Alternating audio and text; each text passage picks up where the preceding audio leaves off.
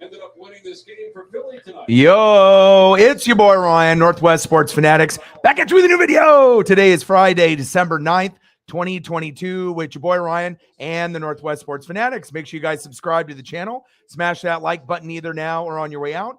Donate to your boy if you can. Cash App, $ ORION NWSF, or the YouTube Super Chat right here. So today we'll be doing just like an NFL Q&A. We're doing a Friday night stream. It's very laid back. I'm going to be going to the arcade and the Blazer game tomorrow. So there won't be a stream tomorrow. So I just wanted to kind of, touch base with a few people that might have not been able to come in throughout the, beginning of the week. And we can touch on NBA, NFL, wrestling, AEW, WWE. We'll go for a few hours tonight, maybe 3-4 hours, depending on the vibe and what we got going on.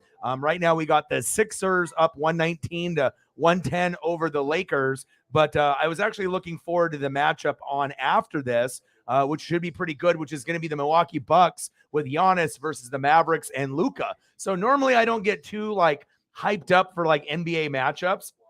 But if you think about it, Milwaukee, Giannis, Dallas, Luka, I'm going to tune in. So, obviously there's some replays of some college football as well, but I figured, let's just hang out for a few hours. And like I said, I know some people need it as well. I know some people are struggling. Some people are going through some tough times. And so even if I can just help with mental health, and like I said, this stream is going to be for you guys. Anytime we have filler streams that are going to be on Tuesdays, Wednesdays, Fridays, when we actually don't have Monday night football, Thursday night, Sunday night, or there's no college football, or if I'm not doing an NBA game, the streams are going to be up for you guys. So it's pretty much whatever you guys want goes. So, if we get a dono and we start going down a path of cars, back from the 70s or 80s, or video games, or if we go over baseball cards, whatever you guys want, it's up to you. I'm going to end up watching a little bit of the Mavericks and the Bucks, and I'll probably go back and forth with some college football stuff on the Pac-12 network. But like I said, I know a lot of people have been reaching out, and I've been reaching out to people, and I know it's been tough for a lot of people. So hopefully, just having the platform where you can come through, you're having a shit day, you want to be able to see Larry Bird photos, something maybe to cheer you up, whatever it is, I got you. And like I said, let's get to a good number tonight, and shout out to all the GOATs last night, especially Shep. Shep hit us with a $400 dono. We hit about almost 525 last night, which is not normal. We did hit about 200 almost every day for a 6-month stretch, but we lowered the goal down to 100 to make it, if we get there, cool. If not, and then if we get anything above and beyond that, but then every once in a while, we'll get someone like Shep that will go above and beyond. And it really helped. I went to Petco, picked up dog food for Paisley, a new rope. I got some peanut butter cookies for her, as well as some salmon treats. And just with those 4 or 5 items, it's $70. So like I said, any type of, donos that come in obviously can go towards Paisley, and obviously just taking care of the fam. And it's just, I'm going to spoil her. There's certain things that I have to buy no matter what, like the dog food, right? But the ropes and the other treats, that's on me, just because I love her so much. And we got a chance to spend a lot of time today, got our hour walk in before the pouring down rain. It's getting very cold here. Not as cold as the background, as you can see, but it's getting very cold and wet and kind of dreary. But we try to make sure, when I look at the weather, I always try to make sure I get that break 30 minutes to an hour, where if it's sprinkling, I'll take that, but I don't want it pouring down rain on her when we're walking. So we got that in.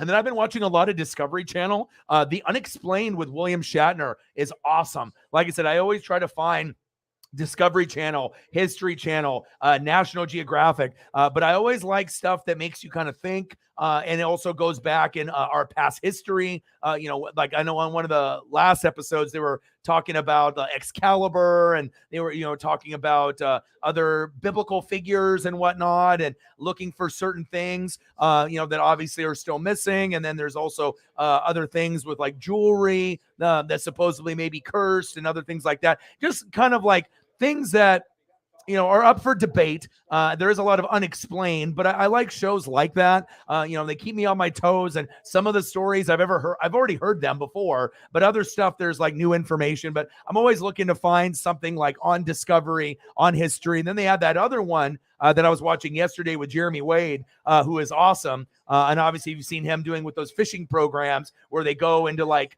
kind of like hostile areas in like Brazil, and they're out in the jungle in the Amazon, and he's doing crazy fishing to try to find those river monsters. But this is a different program that he's narrating, which is pretty cool as well. So if you guys get to a point where you are looking for something new other than, maybe what's the top 10 on Netflix, I definitely would recommend, doing a little Discovery, History, Nat Geo. It's definitely good for the mental health. Matt in the building, what to do? Nicker in the building. How are you? Let's go. Sarah's in the building. Let's go. I gotta connect my my keyboard here. It looks like it's getting low. Let's get to 100 in donos. Wilson Contreras. I know it's nice that you guys got that. I've seen a lot of other people complaining about losing certain pieces that they had on their team. But like I've seen a lot of Red Sox fans bitching. Well, what did you think? If you're not going to re-sign Mookie, they weren't going to. Bogarts was already gone. But it is what you either know your team or you don't. You know your GM or you don't. Guys are going to be gone, or you're just stupid and you're not paying attention to what's going on there. So, Eagles John, how are you, man? Yeah, it's always good that when she's here, and like I said, it definitely increases the vibe tenfold. And I did get Jerry and a few other people said that they were going to come through. And like I said, I usually talk like Ducks football with him, and he says he's got something for me tonight. I don't know what that means. If that means a certain kind of dono or he just wants to hang out and vibe. But I did get some messages. So we got 119-117. Lakers made a huge comeback. 10.5 seconds. LeBron, AD versus Embiid. And then I'm going to be watching a little bit of SmackDown, a little bit AEW Rampage. But I definitely want to check out a little of this Luka versus Giannis that's coming up here in a few minutes. So let's go, baby. Yes, Yellowstone is good. Yeah, if you actually watch the show Yellowstone itself, it's probably going to be better than the 360 of him just showing around what it's like. But I mean, if you haven't seen the Yellowstone show, it's very nice, man. It's lots of action. Beth and Rip are awesome. Yeah, it's definitely worth the time to watch. So let me get situated here. I got to plug my keyboard in. So give me 1 sec right here. We'll throw up the Mahomes picture that I used just for a second. And let me get this keyboard plugged in. That's just tough there. You want to just let that ball go out of bounds. If you can't save it, if you can't do it, I get what PJ Tucker was doing. It is the right idea, but the proper play. All right. I got the keyboard plugged in. It'll charge here for a little bit, and if anything else I need to type in or look up, I can do that. Yeah, I know that they're going to have a lot of offers, and there's going to be quite a few bigger names that are coming out in the portal. So I'm just hoping Oregon can get a couple of them so we can kind of stay afloat, because obviously we're starting to see a lot of teams pass us by. So,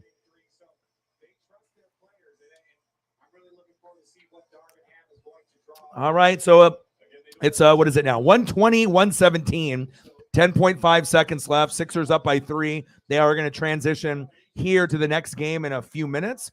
And then, like I said, I got Rampage and SmackDown, but obviously since I'm here on the West Coast, I don't get this stuff the same time as everyone else. So I get, let's look, I don't even have it yet because you guys get it like a couple hours before me. So I get SmackDown at 8 p.m., which is in what, 50 minutes? And then I get, what do I got? Simpsons, regular show, SmackDown at 8, regular show. Love regular show. Great cartoon, very underrated. Young Rock, which I love. And then All Elite Wrestling Rampage, AEW, is at 10 p.m. And obviously I think that Rampage might be being broadcast now, like on the East Coast, and then usually it takes a little time for them to kind of transition it over. So, but let me know where you guys want to go. I had a couple different background photos that I was going to use, but this one kind of gave me the best vibe. But I have a few others, just some kind of snow or just like kind of a unique background there.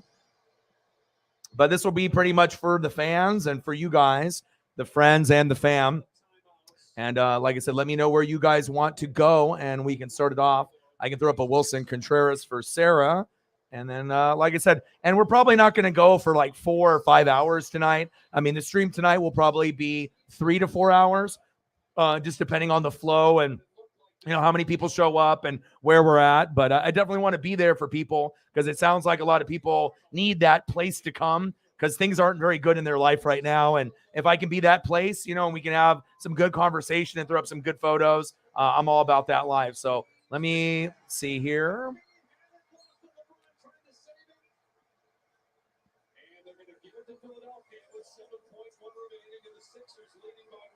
All right, let me take a peek. I'm not sure how many photos we're going to get with this.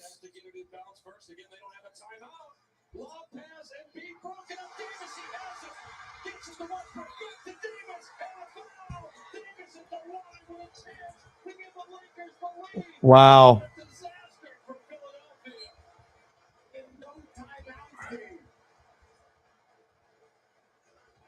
What the hell is the Sixers doing? They're like imploding right now.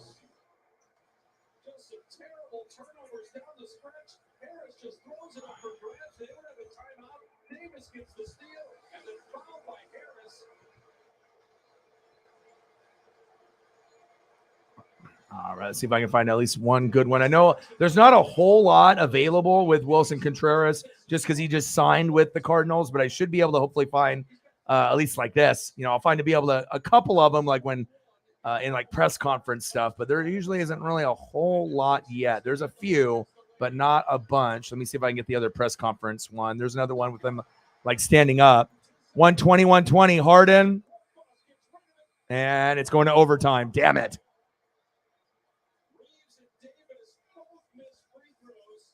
All right, let me see if I can find anything else. I think that's pretty much it. I mean, the other one is like a photo of him like in a presser, but this one is like the pixelation on it isn't very good. But at least we got this one here for Wilson Contreras. So Jake in the building, what to do? But I'll let you guys kind of go down the path on where you want to go, Sarah. If you want to lead the charge, and once we get some donos coming in, then we can kind of, go based off that pretty much, that platform. So if we start off with like NFL, then we can do NFL. If we want to do wrestling, if we want to do food, I'm pretty much just leaving it up for you guys. There's not a whole lot of, stuff that's new in sports today. I mean, there's a few little things, but nothing really like major. So I figured that's why I usually would just do like an NFL Q&A or any questions that you guys want to ask or discuss, anything of that nature with college football, wrestling, NBA, NFL. You guys let me know, and then we'll just kind of go from there. So, and like I said, we can even go on nostalgia too if we want to. If we want to hit up the DeLorean and get in here and talk about 1980s, 1970s, and go through the old stuff, video games or whatever it is, toys, cartoons, TV shows, movies. Like I said, I'll give this time for you guys to be able to decide where we go. So if you want to figure it out where you want to start, Sarah, you can start it off if you'd like. Otherwise, I can just pull up random photos as we kind of go.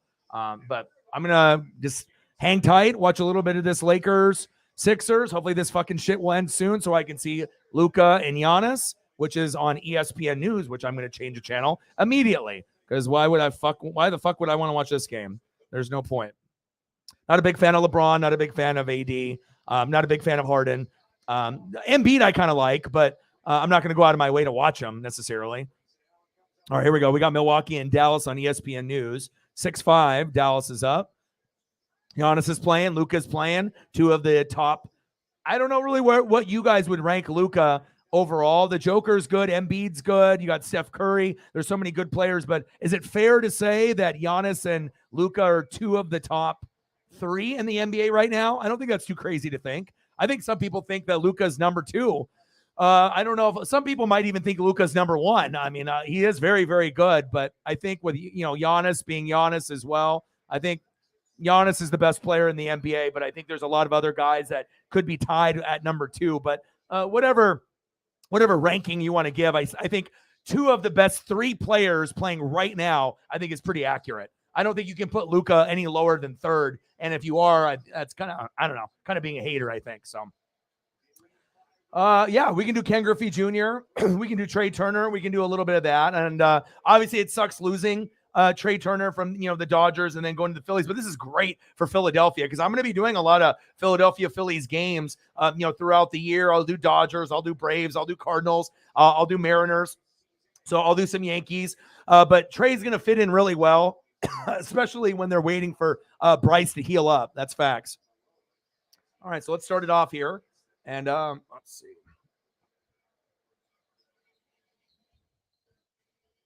But I do like the signing, and obviously they got offered more money. There's a couple guys that got offered more money to go to the Padres, Aaron Judge as well as Trey Turner, but they're like, fuck this team. And I don't blame them. I wouldn't want to go there. I mean, if I had a choice, to go back to New York and, where the legacy is the most important thing besides the money to him, or to go to Philadelphia, where you saw that passion and that energy from the fans. Padre fans aren't passionate like that. They're the ones that coming up with those dumbass songs, with those like 4 or 5 older dudes, with the cringy little catchphrase little song that they did. I know there's some hardcore Padre fans, but if I had a choice between Philadelphia fans or Padre fans, I'm definitely going to Philadelphia. I mean, they showed a lot in the playoffs this year. Even though they didn't end up winning it, but you felt it. You saw that energy and that passion come out, and I think that's a big reason why him and his wifey were like, okay, we're going to Philly, and they have family from there too. So,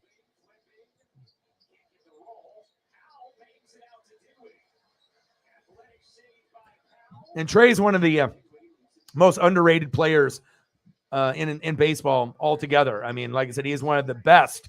Like if you actually look at his stats, it holds up against anybody. I mean, he's not going to have necessarily Aaron Judge power, but everything else, offense, defense, the ability to hit singles, doubles, triples, to be a good defender, a good leader, a good base stealer. I mean, he's literally got it all. And that's why it's going to hurt for Dodger fans losing a piece like this, even though this guy wasn't on the team for like 15 years and we lost him. But one team's loss is another team's gain. And I wouldn't be shocked if the Phillies make the World Series again in the next 6 years. If they can keep building, who knows? Maybe they'll be able to make it again next year, but that's asking a lot. Maybe take a year off and then build again. But you never know. Maybe they're on their little run right now, and maybe the Phillies are going to have like a 4-year run, and maybe next year is year number 2, and maybe they'll get a little bit further with Trey Turner. So.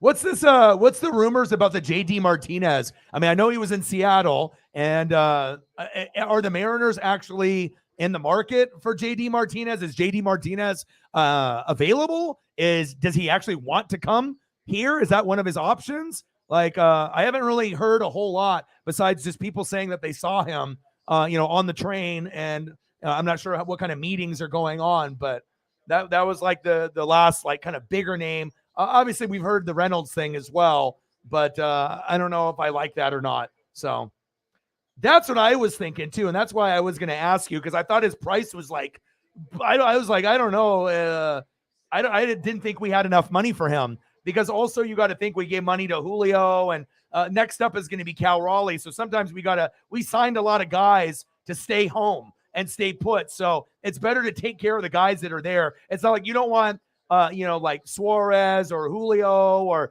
you don't want Cal Big Dumper leaving. You know what I mean? So Cal will be up next. So, I mean, I get it. And we did some, pitching contracts as well, but it's always nice to be able to bring in new people, but it's always good to take care of the people that deserve to be here long-term. And I can't even imagine the Mariners without Cal Raleigh for like the next 10 years. Like, he's got to be one of those key pieces, not only for defense, but for big hits and offense as well. And just a really cool dude in the clubhouse as well. Like, out of all the players that are on the team, Cal is at the very top for me with Julio and Eugenio Suarez. Those are my favorite 3. So,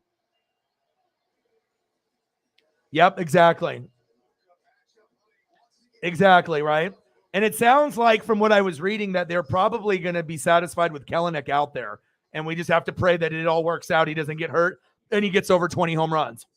So, yeah. And then how much money would we pay to this guy for like a part-timer? We've already gone through part-time play with some guys like Haniger, where it's like we want guys to be healthy, but they're not. And then in the last 3 years, it's like we get, how many games are we going to get out of you? You know what I mean? We have a 162 game season, playing 80 games in a year is not good enough. You know what I mean? Especially when we're making a run. And I wish Haniger the best and all the other studs that left the Mariners. But I kind of like the roster on how it sits right now. But we need more. We need pitching and we need another hitter. But I don't know what's going to happen. We'll have to find out. And I imagine Jake will fill me in if he hears anything as well.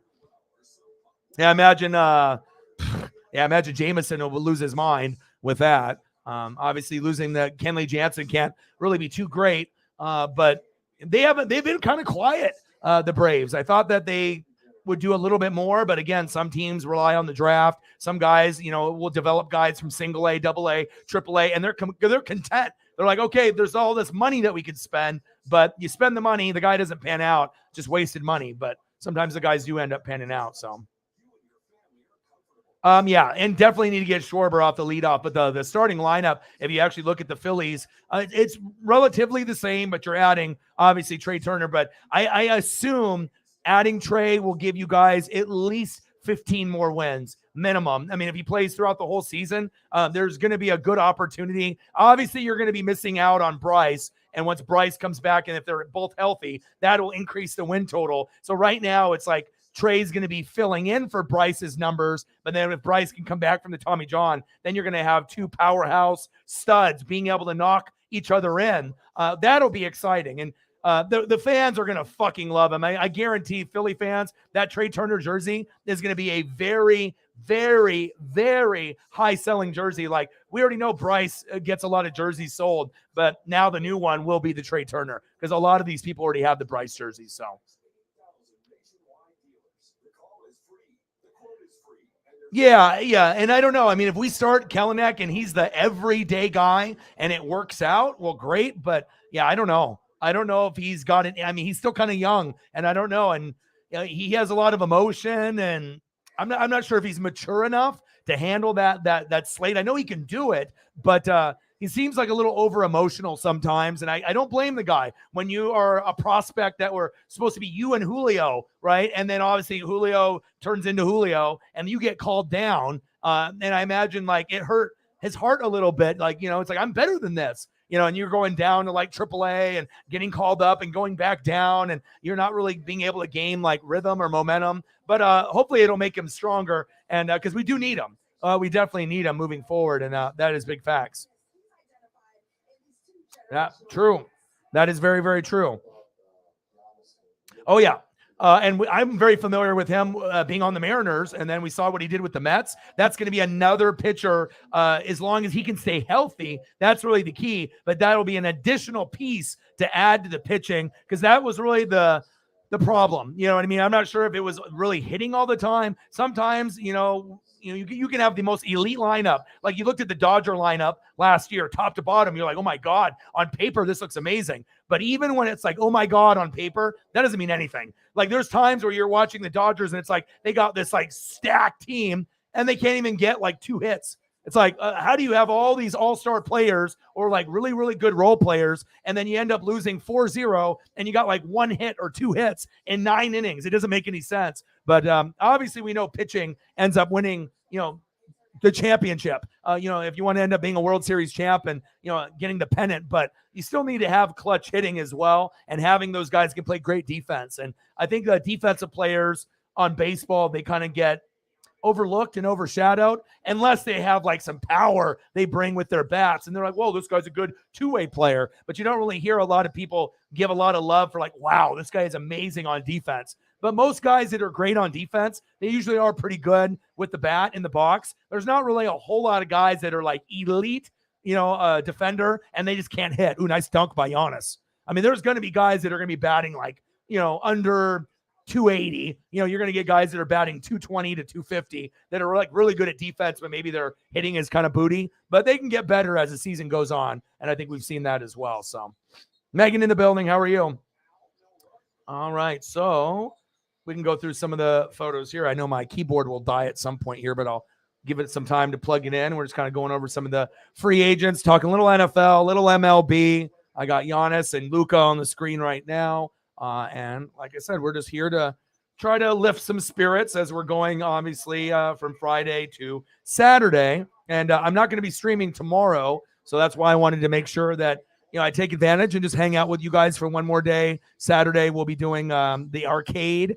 And I'll probably try to take some pictures. My phone is fucked up still. I still haven't got a new phone. So I don't know what the pictures are going to look like or like video. And then we're going to be going to the Blazer game against the Timberwolves. And we got robbed last night. Dame Time hit a 3, and then Murray hit a 3, and we weren't able to bounce back. But this will be the first Blazer game that I go this season. And I'll try to pick up something from the team store inside, but I'm still not trying to drink booze or beer. I'm trying to be good, and I'm still trying to grind. But that doesn't mean I can't have a great time. And it's going to be like really good because Justin is essentially my best friend. Like out of all my friends that I got, Preston is up there too. As far as people that live here in Oregon, Preston is one of my top, he's in my top 2, but I'm a little closer to Justin because me and Justin talk, roughly almost every day, maybe not on the phone, but like text messages. We'll send each other like wrestling shirts or memes, see how each other's doing, talk video games. And, we just kind of keep in touch with each other. With me and Preston, we kind of keep in touch like once every week or two. Like, he might message me, I might message him. Hey, let's go get tacos. Let's go to a sporting event. But with Justin, I'm talking to him, and he's my road trip guy. I've taken road trips with Preston, but like when I take road trips with Justin, the guy I'm going with tomorrow, we actually go we get the hotel together. We're going out of state together. We're going to Seahawks or Mariners or Beavers or Ducks or Blazers, and it's just fun. I never have any issues with them. There's no drama. Money's never an issue between either one of us. Hey, can you grab this for me? Cool. There's no when are you going to pay me back? Or, I can't do this. There's none of that. It's always cool to be able to have your boy, and it's like, I need this. And there's no extra side questions. I know what he does for a job. He knows what I do. We're going to take care of him. And I think I'm going to surprise him. I got a Mariners chain for him that we were supposed to wear for game 4. But I think we're going to take the Max. So I'm going to meet him at the bus stop area that's down the road from my house. And I think we're just going to take a lift, and then we'll go downtown. But I get car sick, so I don't want to sit in the back too long. Otherwise, if I have a shitty driver, we had this one guy that had a fucking, what was those? God, I'm trying to think of what car did he have. I'm not sure if it was one of the Teslas or not. I'm pretty sure it was. I think it was a Tesla, but guy was driving all erratic, and it got me all fucking nauseous. And usually for my car sickness to go away, it takes about an hour. So if I'm in the car for 30 minutes to 40 minutes, I'm going to be nauseous for 30 minutes after for my body to get used to it. So I told him I might have to sit in the front. I mean, hopefully the guy or girl, whoever picks us up, isn't a fucking weirdo, but you guys know how that goes if you guys ride Lyft and whatnot. But I'm really looking forward to the video games. The Blazer game will be fun, and I'll enjoy that whether we lose or we win. At least Lillard and Simons are going to play, but I'm really looking forward to doing Jurassic Park,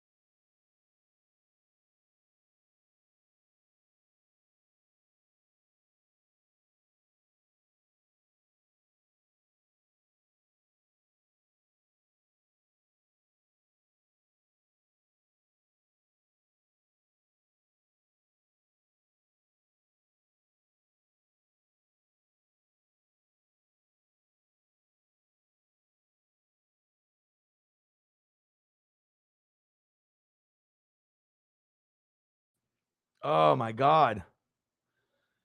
Well, that wasn't good. I thought that I don't know if my microphone. I was going to end the stream altogether. I figured it would have kicked me off, but the power went out here, and then everything went off in the room, and I had to, go to the breaker and everything here. So I figured no one would. I figured the stream would have just cut off and ended. I didn't think it would still be going. How does the microphone sound? Because I was just going to end the stream and start it over again and whatnot. But that was crazy. I haven't had that.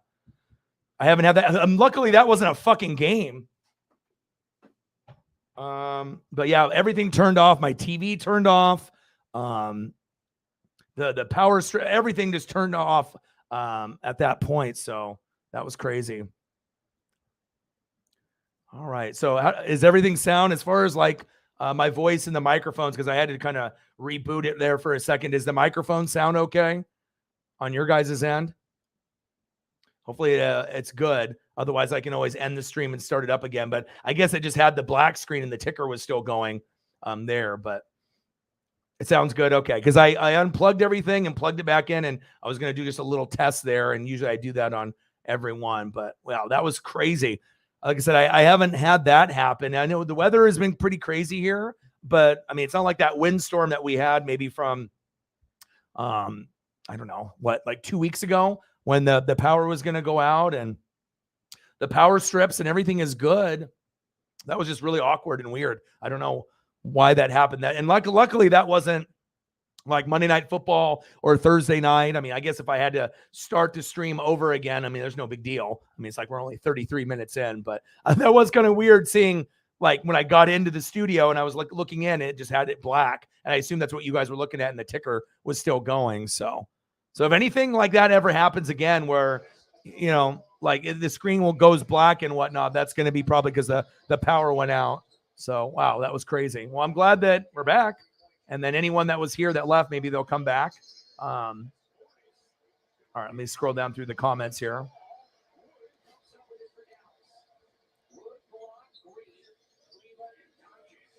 Yeah, and I'm very excited to see how Colton Wong does with us. I think he's going to be a fan favorite. I'm definitely going to, I'm going to games next season, and I'm going to definitely be watching him very, very closely. But I think the Mariner fan base is going to fucking love him.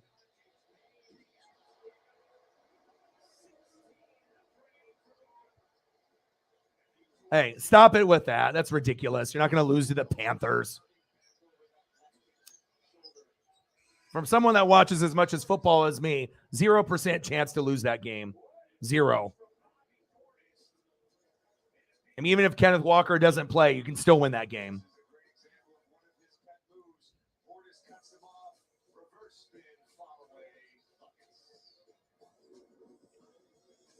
Yeah, but it doesn't matter. Walker isn't the full team, right? He's going to, get some of the carries, but DK's there. Lockett's there. Gino's there. Offensive line's there. Pete's there. Defense is there. Tariq Woolen's there. They'll be fine.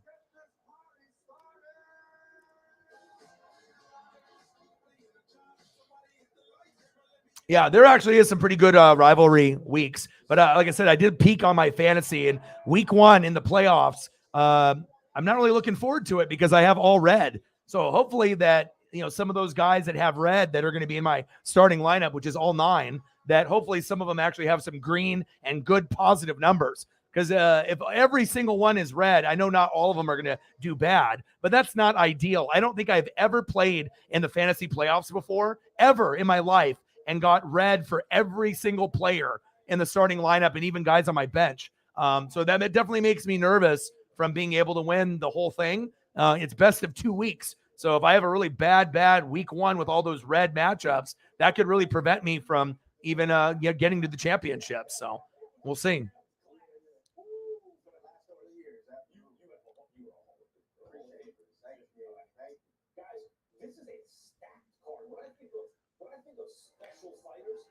I'm more correct on my predictions than most. And you want to go back and look it up to see what I said?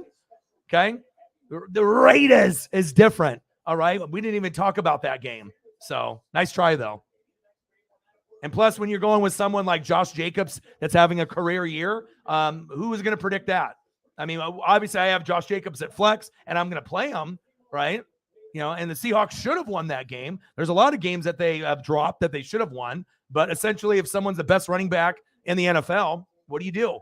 You're not going to be able to stop him. No one predicted that he was going to rumble for, 250 yards. I mean, shit happens. It's the NFL. But the Panthers is a whole nother category. They don't have the same type of talent level. The Panthers don't have Josh Jacobs on the team. They don't have like elite defense. They don't have good coaching. They don't have anything. So take it for what you will, but you guys should win the game. And if you don't, then that's on Pete. That's on the Seahawks. But like I said, I can't see any scenario of Seattle losing that game. So, and anybody can beat anyone on any given Sunday, Monday, or Thursday, but the Panthers are one of the worst in the NFL. Raiders can still at least put up points. They got Devontae Adams. They got Josh Jacobs. Those two players are better than anyone that's on the Panther roster right now, and that's facts. All right, I need to change the channel here because I don't want to watch whatever the hell this is, and hopefully the power doesn't go out again.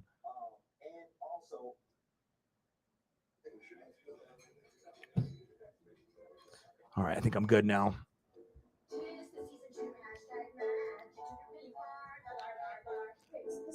Yeah, I don't, I call it what I mean, you got to understand, with the amount of reading and film and everything that I do. Like I said, you're not going to be right about everything, but for the amount of commitment that I put in, I highly doubt there's a lot of other people that are putting in 16 hours every day. There's a reason why, I'm not going to be 100% right, but I'm going to be more correct than anybody else for the most part on either YouTube or Twitch. As far as predictions, I think if you go back and check the receipts on all the predictions that I've made, I'm not wrong often. And sometimes I'm completely correct, where I can completely predict exactly who's going to win and what game, who's going to get the MVP even before the playoffs start. So how do you explain that? So it's not like I have ESP, or do I? So 33-32 Dallas. But Seattle should have nothing to worry about. And like I said, they still are one of the more dangerous teams in the NFL with no Kenneth Walker. That's going to hurt, but it shouldn't eliminate their chances of losing the game, regardless if we're at home or on the road.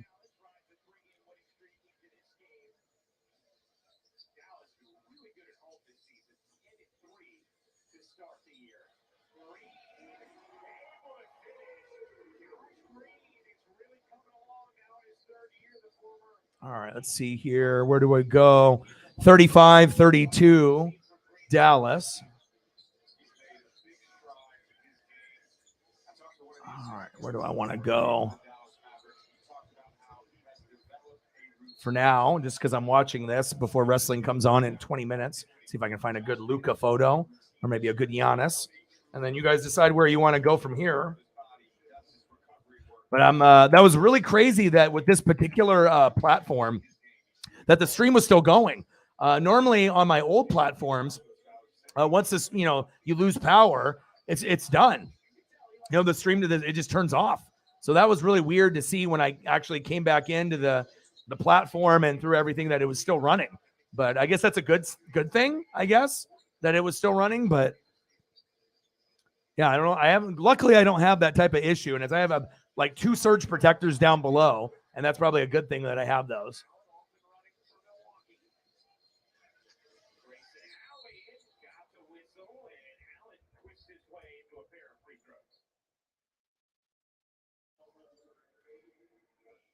All right, what do we got here?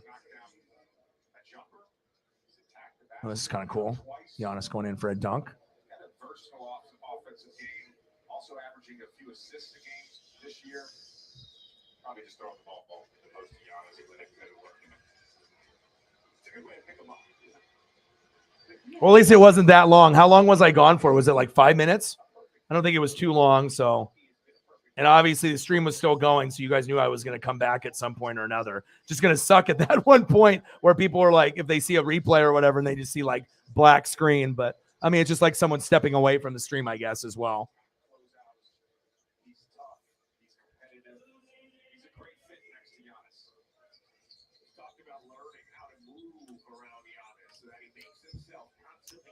Oh, no kidding. It was only 2? Oh, good. Yeah, because I was scrambling in here. I had to go to the fucking box, the breakers, flip all the switches and everything. I was freaking out. Then I had to go down and look at all the surge protectors. Then I got to look at the cable box. I had to look at like all my equipment in here.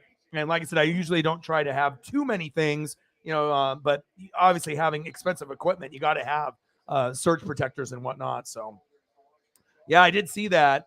And then I assume they're going to be building up Rock and Roman for WrestleMania for next year. And if Roman can handle it, which I think he can.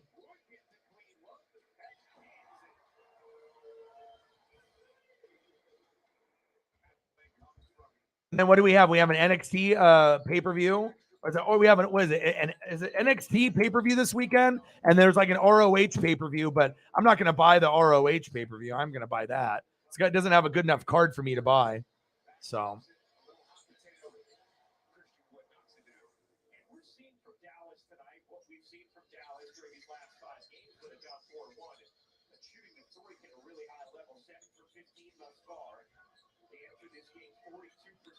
I mean, the bloodline has been going strong for quite some time, and it's not going to be everyone's cup of tea, but at least it's made wrestling better on that side, because for a while it was a horrible product for about 2 years. And so it's just really nice that, at least they got something going. And really, for me, it's Sami Zayn. I'm really loving what they're doing with him.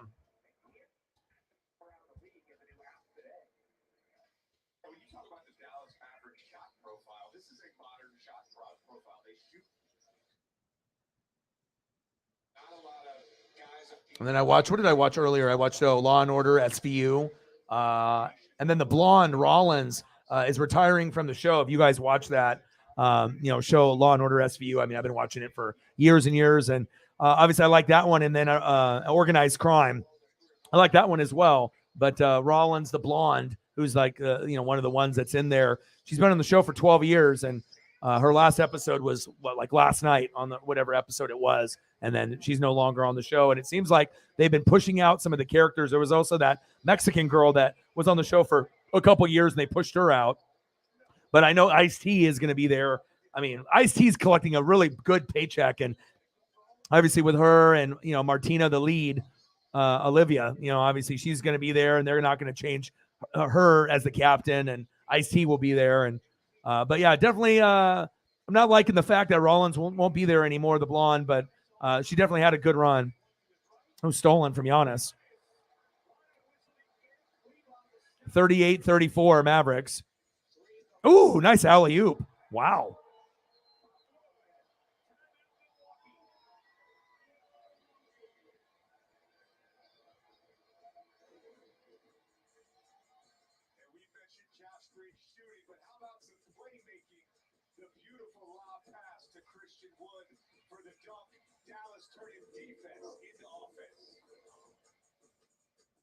People who come to cricket stay with cricket. Little did we know that switching to cricket was going to be a major upgrade. The 5G is like...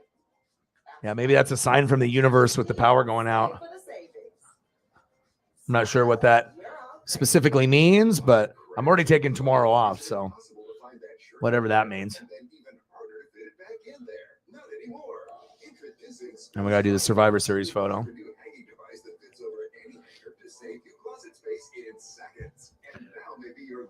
Yeah, I saw that one. I got a couple different ones that I have, but I've never seen that one. I was like, ooh, this is a real... And he's going to throw it down. Look at where his head is. It's almost at the rim, and he's going to throw it down.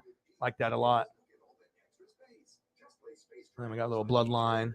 And then obviously, you would already assume that Solo will turn his back on the other four. And then I imagine, we're going to have Roman, Rock. There's going to be different storylines, but if I'm foreshadowing and using the ESP, if I had to think of one member that's going to turn their back, it's not going to be Sammy. It's going to be Solo. So and I imagine I'm not the only one that sees that as well. Gosh, he's been there for such a long time, and he probably was like, okay, I'm in the rap game, and he was a hustler, doing his hustling, right? Then he was in the rap game, and then I don't think he probably ever thought, like, the opportunity came, and he probably was like, yeah, I'm going to run with it. But I don't think in his mind, he probably is like, probably shocked that he's still on the show, and he does a great job, like playing that, kind of street guy, that has a street cred. He can talk like a thug, or he can talk professional. Always enjoyed him on the show, but yeah, it's just crazy. He's probably never thought that he'd be collecting a big paycheck back in his rapping days. It's like, bro, you're going to be on Law and Order SVU. He'd be like, what the? Yeah, right. But very impressed. He's always done a fantastic job, and I don't think he gets enough credit on that show. Very, very enjoyable. Love watching some Ice-T. Speaking of that, let's throw a photo up.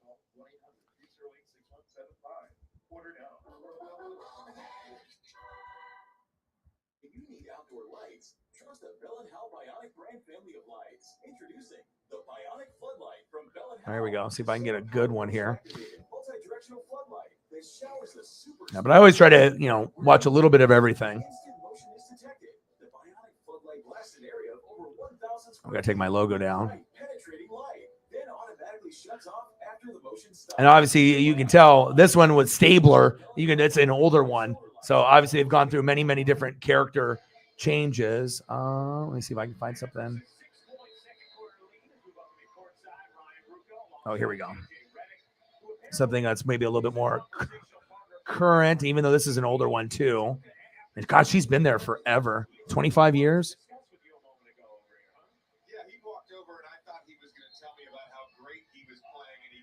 And I like Stabler's character a lot too. He's in the organized crime. He always plays like a really good cop. There's Ice-T. And then the blonde Rollins on the far left. That's the one that's leaving. So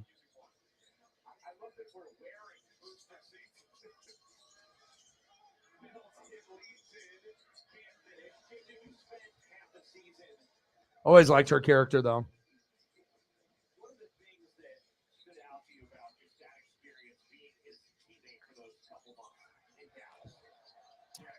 Yeah, because I was reading an article last night. They were talking about it, and I didn't get a chance to watch the actual fall finale of both shows, SVU and Organized Crime.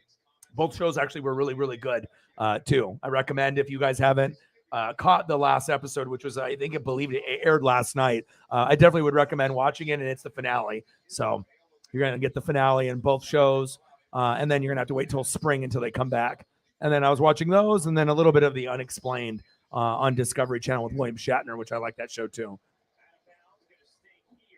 Yeah, I mean, some of the stuff is, it can be touchy on some of the stuff because some people have similar experiences than stuff that happens on the show. I got a lot of, female friends and male friends as well. So sometimes I know that show can be difficult to watch for some, but they always do a kick-ass job. It's always just an awesome show to watch. That's big facts. All right, Sarah, where do we want to go here? Eagles, John, Sarah, let me know. And like I said, we're almost an hour in, and I'm just trying to, probably just do this for a few hours. Hopefully the power doesn't go out, but I'm always trying to make time for you guys. And I know a lot of people are not doing very well right now, so just trying to lighten the mood. So if you guys, food, whatever direction that you guys want to go, just let me know. And then we'll kind of go from there. Oh, Giannis. 42-36 Dallas. See if I can find another Giannis photo here. That is probably the definition of a bang-bang play. And Dallas is going to challenge it. Dallas is going to challenge this. Thank you, Sarah. That'll definitely help. Try to get our numbers, kind of back to what they normally are. Appreciate that. Obviously, that's from him winning the championship. What do you want to see, Sarah? What direction are we going? $5 holla.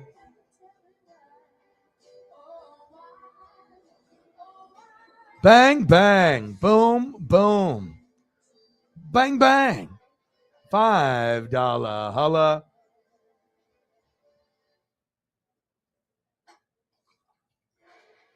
And that'll be when let's see here. Let me try to take a peek. You have all the different awards. Let's see here. It's on ESPNU.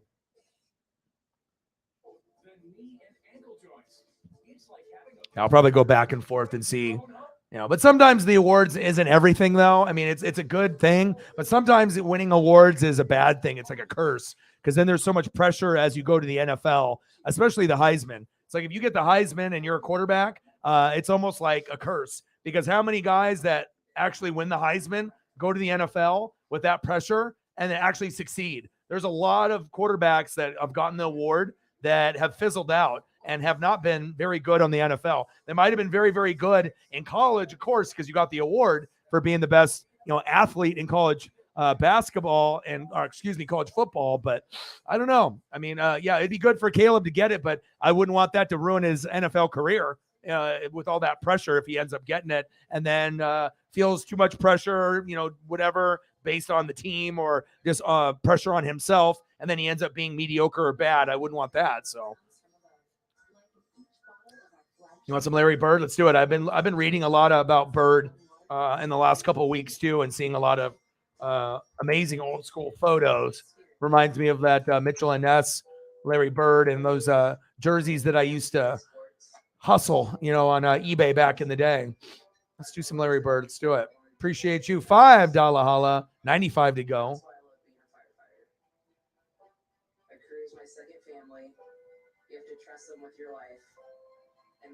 Good old Larry Legend. I always loved Larry too.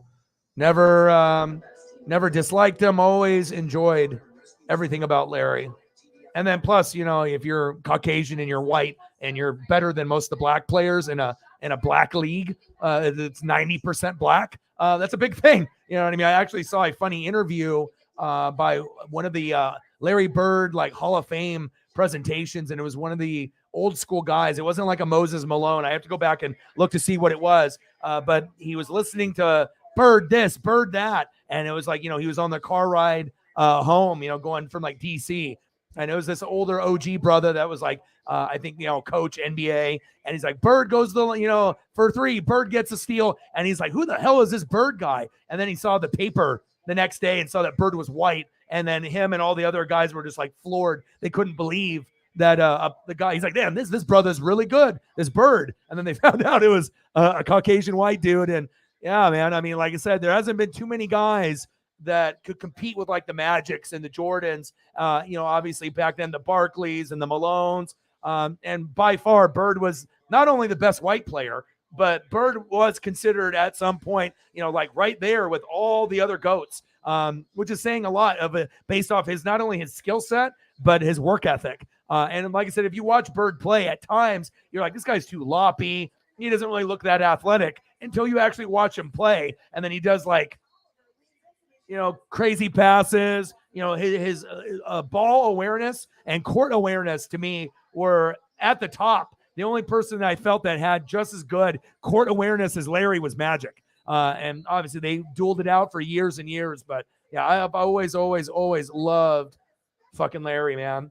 Because back then, I mean, like I said, how many other white guys were as good as Larry even? There wasn't one. I mean, you got guys that were shooters, like the Dan Marleys and these kind of guys. But even Jason Kidd's and, Steve Nash's, even Steve Nash is Canadian. And I think Kidd is half black, but you know what I mean though. But as far as just pure Caucasian, and we're not talking German, like Dirk Nowitzki, or we're talking foreign born player like Luka. We're talking straight, the Hick, that was from Indiana. And it was just awesome. And I don't know if we're ever going to see another Caucasian white player as good as Bird ever again.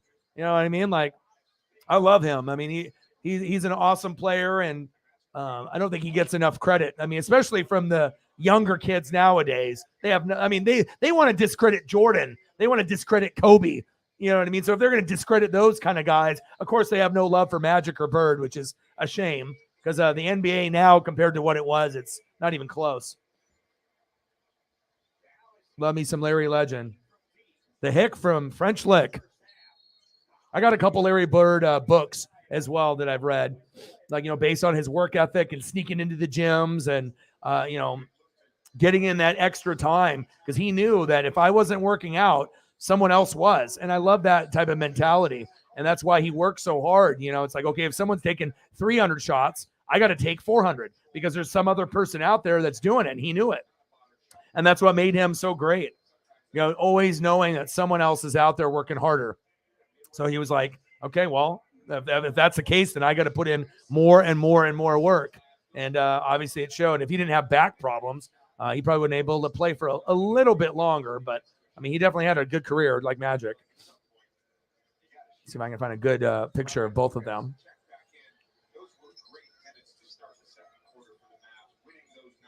45-40 Mavericks.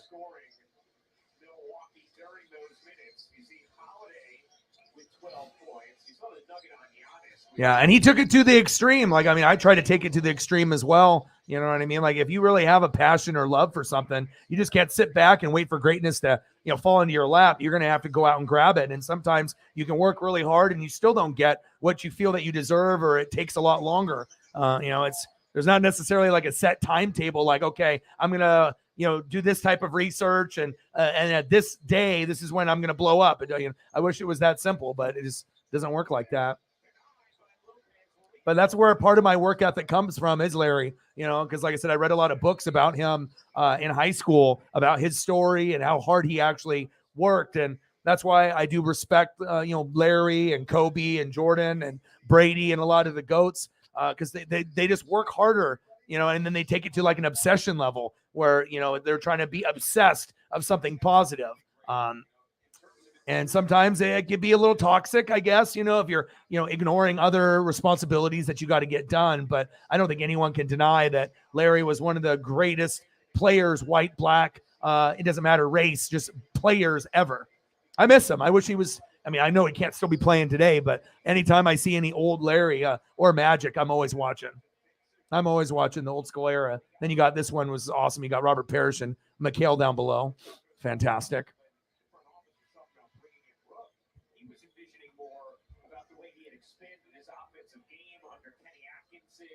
Former assistant.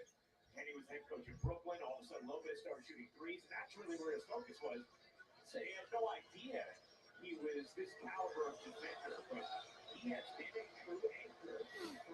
Yeah, Kurt Angle. Yeah, I haven't even got a chance to watch SmackDown or anything yet.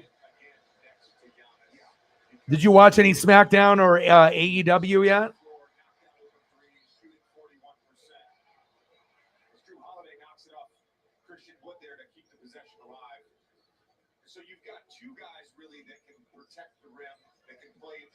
And thank you to Eagles, John, Sarah, and Cyberpunk for liking or retweeting the live stream. That definitely will help us try to get some, a few more views. Oh, and I definitely got to bring up the Dream Team photo if I can find a good one here. Because people always talk about like debates, like, who had the best team of all time. There's no better team than this one. And you could even swap out Leitner for Shaq. But Ewing and Leitner, Leitner at Duke, was amazing. And then you had Magic at the end of his career, David Robinson, you had Bird, you had Jordan, you had Barkley, Malone, Mullen, and then obviously Pippen and Stockton and Drexler got added right there at the end. So 1, 2, 3, 4, 5, 6, 7, 8, 9, 10, 11. So 1, 2, 3, 4, 5, 1, 2, 3, 4, 5, 6, 7, 8, 9, 10, 11, 12. And then obviously Isaiah Thomas was very well deserving, but him and Jordan beefed. And if you watch like the 30 for 30, they still don't like each other. They still have beef. And, Jordan was making complaints that he didn't want Isaiah on the team, supposedly. And if Isaiah was going to be on the team, because that was Chuck Daly's boy, he said, I'm not going to play for you. So I'm not sure how much truth is into that, but I think there is a little bit of truth, though, because I know how much they fucking hated each other from the Pistons and the Bad Boys and obviously the Bulls. They had to go through quite a few losses. Like, people don't realize, like, Jordan lost like 6-7 years in the playoffs before he was actually able to, have some dominance. It's not like they were, Jordan came in the league and all of a sudden the Bulls were this amazing team. They had to wait a few years. And then obviously they had to wait until like 88 and to get Pippen from the Sonics. So even though he came in 84, it's not like Jordan had all the success early on. It took about 6-7 years adding Pippen and then getting the right coach with Phil Jackson, and everything kind of came together with, Jim Paxson and, Horace Grant and, Bill Cartwright, and then having the Pippen Jordan duo for the first three-peat, and then, having his dad get murdered, going to baseball, and then doing the second three-peat with like Rodman and Tony Kukoc and Ron Harper and, those teams in that second era. Luke Longley. I remember those days. SmackDown was good. Nice. Good. I can't wait to watch that. I got to check my DVR here. 46-42. All right, so SmackDown is airing now, so maybe I should turn it on. I do want to watch a little bit of this basketball game, but I'm going to go to SmackDown. SmackDown. All right.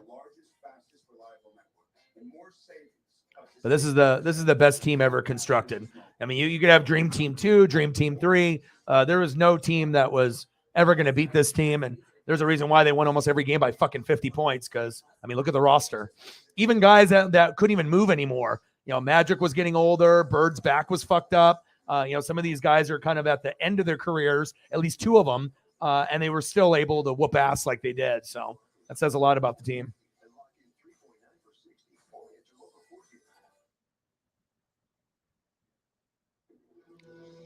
I got SmackDown coming on.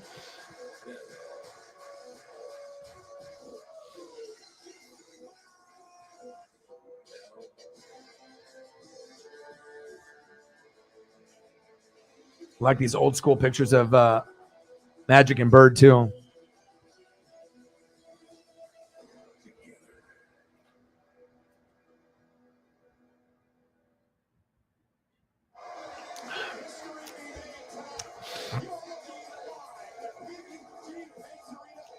Yes, Luke Longley, the Aussie. What was the best match on SmackDown? The main event?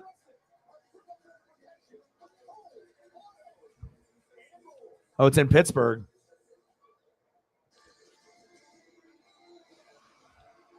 The Brawling Brutes.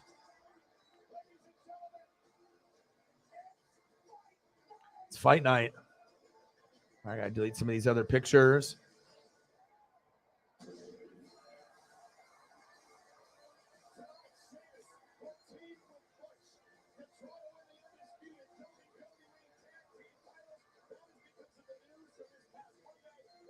The Brawling Brutes.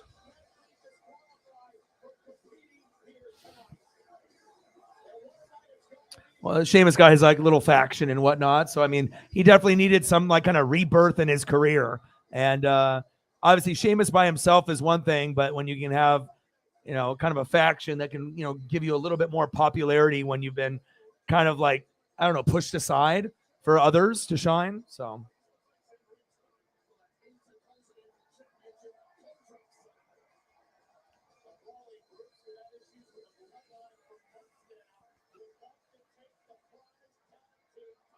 I love seeing the old school photos, man. Oh, Uso's coming out. Bloodline.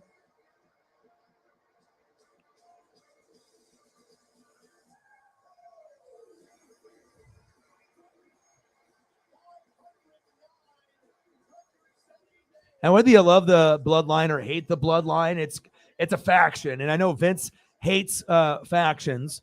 You know, I know he's no longer running things anymore, but maybe they've had the belts, you know, with Roman and the Bloodline too long, but I do like what they've been doing with these guys. But my favorite part about it is Sami Zayn. Ricochet with New Day versus Imperium. Ooh.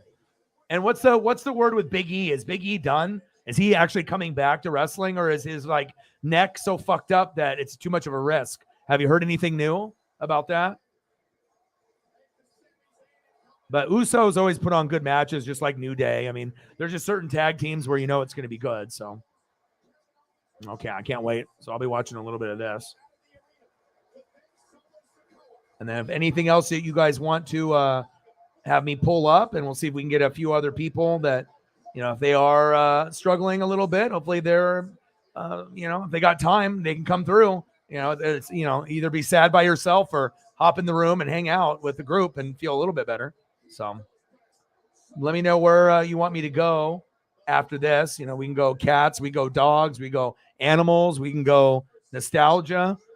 So if you got an idea, anybody in the room, just type it in. And Sarah, if you want anything else, let me know. I'm just about the positive vibes and the good visuals. So, I mean, if that means we go into like some animals and stuff like that, I'm totally cool with that. This is just kind of a mental health stream where we're just hanging out and I'm just putting in my time and my grind. And I'll be doing the arcade and Blazer game tomorrow. So no stream tomorrow. And then I'll be back on Sunday for Sunday Night Football. We'll be doing the Dolphins and the Chargers, which is actually a really, really good matchup.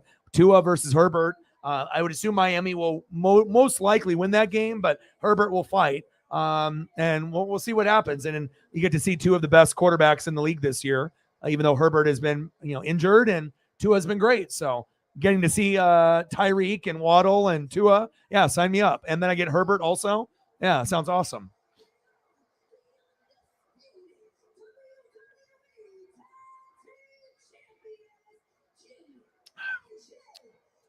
Usos. Yeah, I can do it.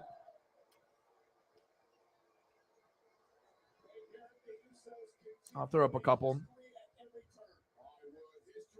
I mean, that's what I try to do. I mean, some streams we're going to be very, very good, you know, with where we're at, you know, with donos and how just the vibe of the stream, and then other ones are going to be a little bit more of a struggle, or we might have less people. But like I said, if you're one of those people that supports and you know things are a little tight, you want to see a few photos. I'm so you know as long as I have time to do it, yeah, of course I will do it.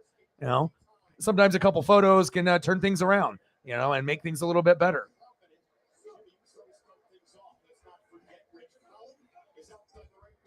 And then if we get anybody else new that comes in and they, you know, if they drop something, then we can, you know, go to that particular moment at that time. But let me see if I can find you some.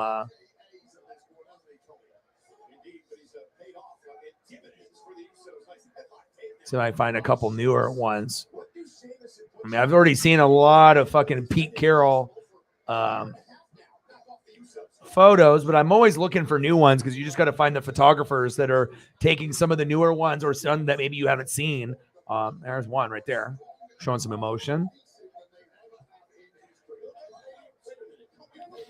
And I know you're obsessed with Pete and you love him, you know what I mean? But the real story of the year is like people that thought that he was just like couldn't do it anymore was real far from the truth. So at least that's got to make you happy that, you know, Russ was more the problem than Pete. And even though Pete and Schneider have made some bad decisions, you know, when they've been in Seattle where they should have addressed, you know, more of the O-line or the defense, and they went for more of like a running back or wide receiver prospect. They've made mistakes, but overall, they've done, you know, a pretty good job. And as of late, like this year, they've done great, you know, and it's going to be a good feeling that, you know, it doesn't look like Pete is anywhere near being retired.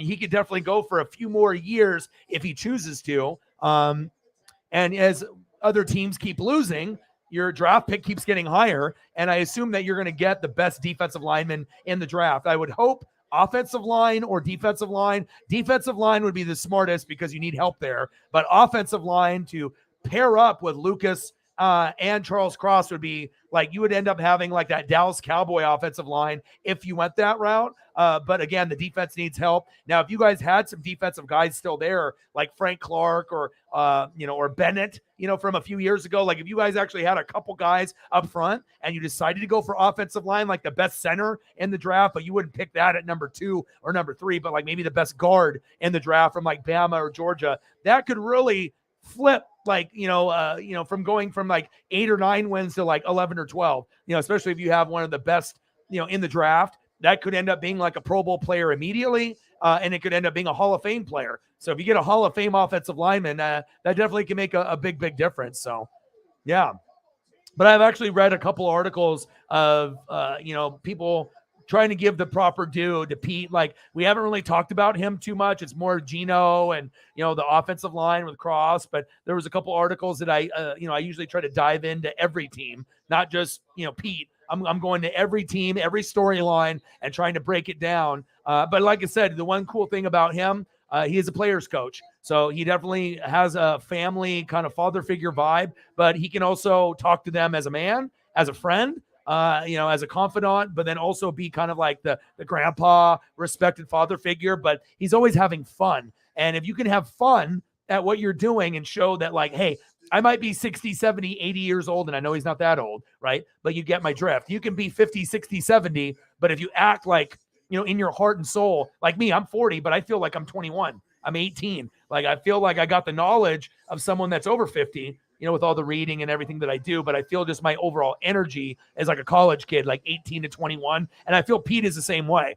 You know, age is a mindset, but also you have to put that effort and you have to be like genuine. That has to be who you are. You can't just pretend to be young or pretend to be someone that you're not. You know, if you are young at heart, like he is, you're getting good results. And the guy that's reaping the most benefits from this is obviously Geno, and it looks like he could be your quarterback for maybe the rest of his career. And imagine if Geno can be this good for the rest of his career and be a top 10 quarterback. If that's the case, and you can build around him and you don't have to get a quarterback, and you can get offensive line, center, guard, D-line, linebackers, corner, safeties, there's a chance that you guys could end up making an NFC championship game in the next 5 years.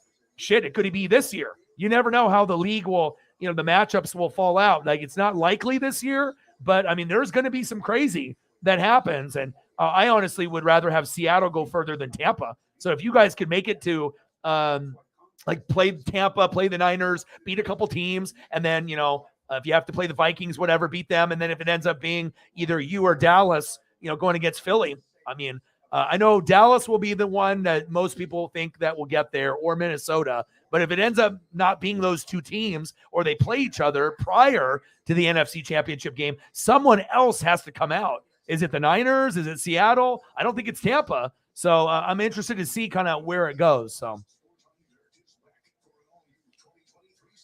I mean, offensive line would probably be smarter long-term, because if you get a guy from Bama or Georgia, then you'll have 3 Pro Bowl, all-pro potential offensive linemen, and it could help your running game. It'll help the passing game, guys that can pull and block, but also, too, you guys need defense. So if you could end up getting your Khalil Mack, Von Miller, Nick Bosa, Joey Bosa, Chase Young, if you could get your TJ Watt, if you could end up having, the Bobby Wagner, all over again, but younger, someone of that kind of impact, but you wouldn't get it at linebacker. If you're going to get someone, it's going to be like a D end, more than likely a guy that can get to the quarterback and a guy that can try to get you, 15 to 20 sacks, in a season. You get that, and then you pair that up with Kobe Bryant and Tariq Woolen and the rest of the guys, that could be huge for your team. And then, because like I said, the offense already looks good, but adding another O-lineman would be great. That's what I would want. But the smart move for your team would be D-line, D-tackle, D-end, get the best one available, get that guy that is from Georgia or Bama, and I assume that's what they're going to do. I would be, it's my ESP talking, but they're not going to go offensive line. You already got Cross and Lucas, so even though offensive line is a need, it's not as pressing as it was last year, and you already got 2 guys already that are amazing. So you can, try to get a center or some guards later, 2nd round, 3rd round, and see if those guys can pan out. But I definitely think if you guys get the 2nd or 3rd pick and it goes quarterback, Seattle's going to take the best defensive player in the draft. And that could be huge for you guys. So I know that they'll have Seattle Seahawks fan pages and they'll be talking about it. For me, researching the draft and looking, that would probably suit you guys the best, is getting the best D end possible, someone that could get you 15 to 20 sack lunches. So, Will Anderson is awesome. So,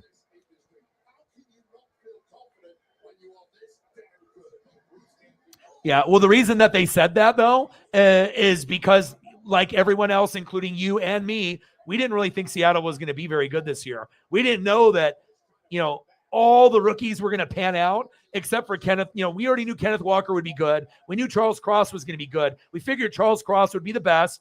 Kenneth Walker would be right below him. Very, very good, impactful player. No one assumed anything from Tariq Woolen, Kobe Bryant, or Abraham Lucas. And so when you end up getting 5 rookies that are impactful all in the same year instead of 2, and then you see what happened to Russ, and you're starting to see what Geno's doing. And it also is a blessing that you have DK and Lockett there and not wide receivers that are crappier, because Geno still would have succeeded, right? He still would have been very good at completion percentage, touchdown to interception ratio. He still would have been good, but he just wouldn't be this good, because let's be honest, DK and Lockett are 2 of the top 30 in the NFL. I think Lockett's somewhere between 20 to 25. Very, very good. Sometimes he plays like a top 10 receiver, and DK is like number 10, number 11. It's usually like him and A.J. Brown are almost like interchangeable. They're both big. They're both physical. They both can get touchdowns almost every single game. Lockett can as well, but Lockett's going to be kind of like a Godwin. And I have a Mike Evans who's like the bigger guy. Same thing for your team. You got the DK Metcalf, which is like the Mike Evans, and then the Lockett is like the Godwin, the guy that's going to get the little 5-yard slants, the guy that scores here and there, but they kind of use them from the 20-yard line to the 20-yard line where they're just trying to get first downs and move the ball downfield. And then sometimes they'll go to him, as the red zone target. And we already know that Lockett doesn't really drop footballs that much as well. So,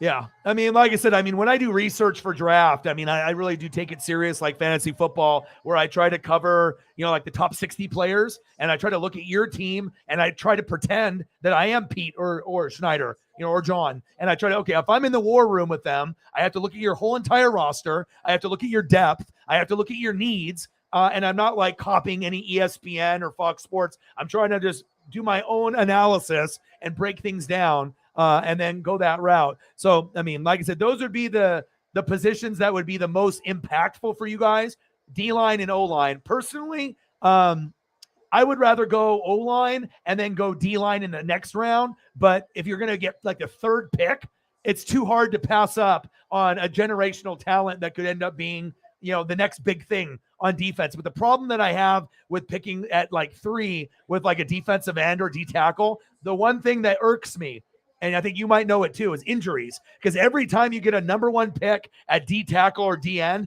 they're a freak. They're awesome. But what happens? They always get hurt. How many guys do you know that are like considered the elite pass rushers? Every single one of them, linebacker, D end, they always get hurt. It's like most of these guys can't stay healthy throughout the whole year because they're so physical. But an offensive lineman, to me, if they take care of their body and they have a good diet, good coaches, they can get hurt too, but they're not doing as much. They're using their hands, using their feet, using their leverage, but you're not going to get, I feel as a elite offensive lineman is going to be able to make it longer typically than those freakish athletes. Don't get me wrong. I love Nick Bosa. I love Joey Bosa, but you're only going to be a positive if you're on the field. If you're not on the field, you're not helping your team. Yeah, I know you can get 15 or 20 sack lunches, but if you're only playing 12 games a year or 10, how many more wins is that equating to? You're going to win games, but I know that that's what they're going to do. And you guys have so many holes on defense. So, so it would be cool for me to go O-line and then D-line, like first round, second round. But if I had to put money on it, unless there's an offensive lineman that just was like, the best guard in the country. And they're like, yes,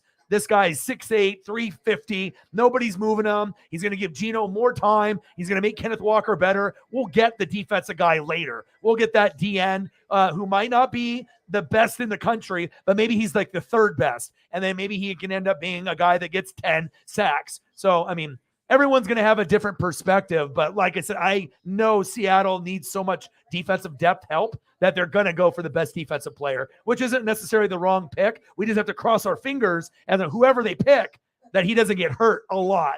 If you're going to sacrifice like the best guard in the country for this best D-end, you better pray that the 15 sack lunch specialist, plays a good chunk of his career with you. Otherwise, you'll be like, scratching your head and thinking like, wow, we could have had this Hall of Fame offensive lineman, but we went for the flashy name and hopefully it pans out. So, yeah. So we'll see where it goes. But, whatever you pick, it's going to be amazing. It's going to make the team so much better. So that's kind of how I feel.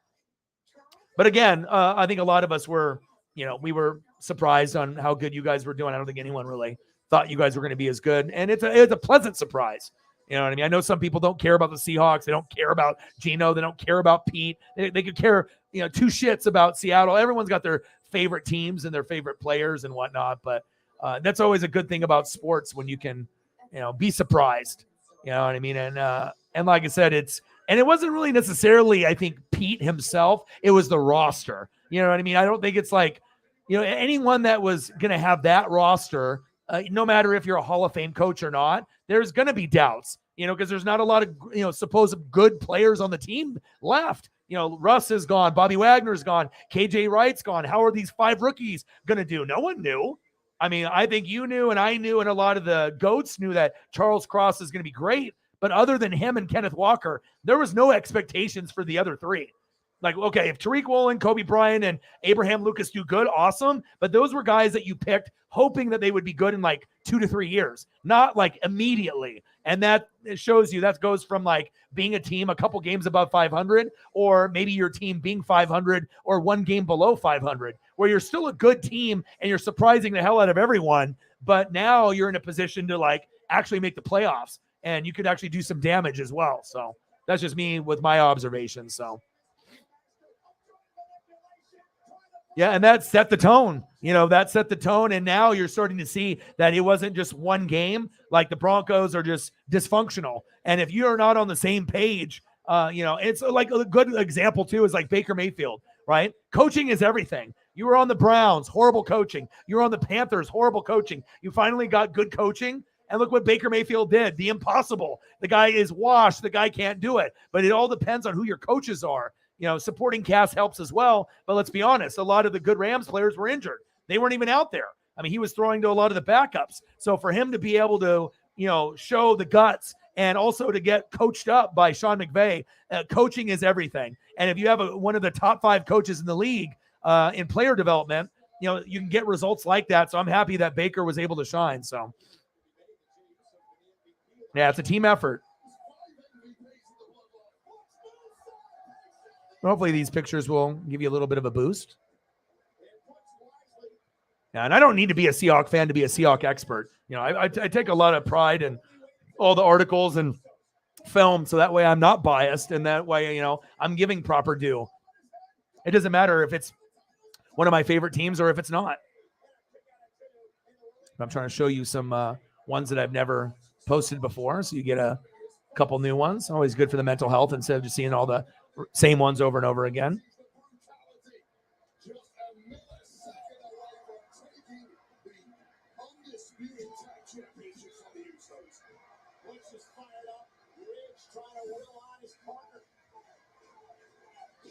Stopping right on the fingers of Jey Uso.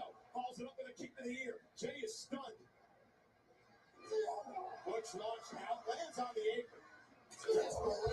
My boy Justin's playing mad, and he said he made somebody quit. And my boy Justin is a Bronco fan from like the John Elway era, and he knows what it is. I don't need to like keep telling him how bad the Broncos are. He knows, so we don't even talk about the Broncos. We'll just discuss Ducks and Blazers, and he knows you got to make changes. But it shows you like how important people are, and coaching really is. And if you don't have the right mix of coaches or players, it doesn't matter if they have talent or not. It's just not going to work out. It's just simple as that. Oh, absolutely. Did somebody die? Yeah, I used to watch it all the time. Whoa. With Joey.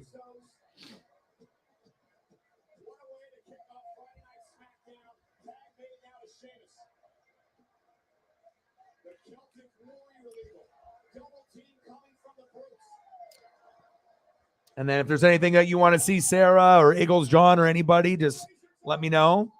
I'm just watching SmackDown here with the Brawling Brutes and the Usos. Nothing in the cash app, but hopefully we'll, find a way to get a little bit closer to the goal, or at least halfway to the goal. We'll see where we go.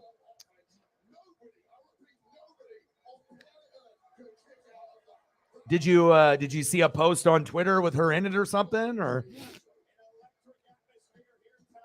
yeah, she'll be on my timeline every once in a while. She'll come up with something. She'll have like she'll do stuff for like mental health, like breathing exercise, like tip type stuff, and sometimes she'll just have some like educational stuff because she really is like a scientist. Yeah, which is very, very cool. It's like Big Bang Theory was an awesome show, but there was the people that are in the show, there's definitely, when you see the intelligence, it's not like fake intelligence. Like a lot of the people on that show were very, very smart, like for real. Now Sami Zayn is in the ring. Rich Holland with a clothesline. Yes, the PhD in neuroscience. Ooh, big running knee. 1, 2. 2 count for Sheamus there.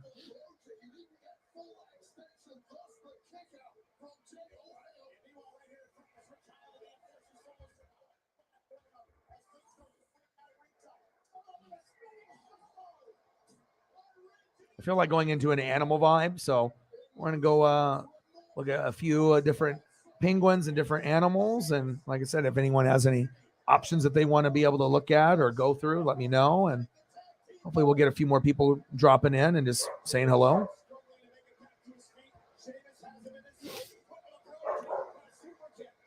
Anyone got any type of favorites they want to see, just type it in. It's always good for the mental health. I just like always look at snow and like water.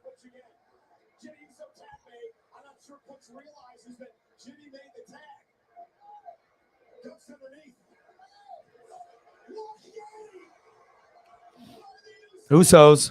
1, 2, 3.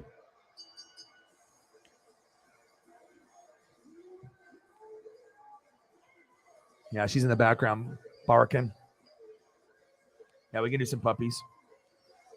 You guys have any specific breeds of puppies that you want to see? Just type it in and that shit always makes me feel better. Like if I'm in a mood or whatever, I mean, there's just certain things that will, make me better almost instantly. Food and definitely animals for sure.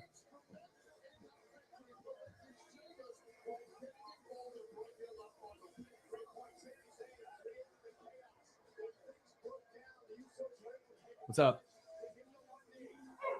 What? What do you need? Yeah? Is she leaving? Yeah, she's just packing. Paisley's just mad because we put up the gate. Hi, Paisley. How you doing, man? You're down to PC, right? Awesome. Congratulations on that. Don't take too long down there. We can use you on SmackDown. When you're ready, brother. You get these headings if you want them. Yeah, you good? Okay. I love them, man. Nice to meet you. Thank you. Thank you, brother. Y'all have a good night. Bye. See you. Indeed, we were in Kurt Angle's hometown of Pittsburgh tonight. The WWE Hall of Famer, the first gold medalist in WWE history. We celebrate legendary Kurt Angle, his birthday tonight. Kurt Angle's birthday tonight.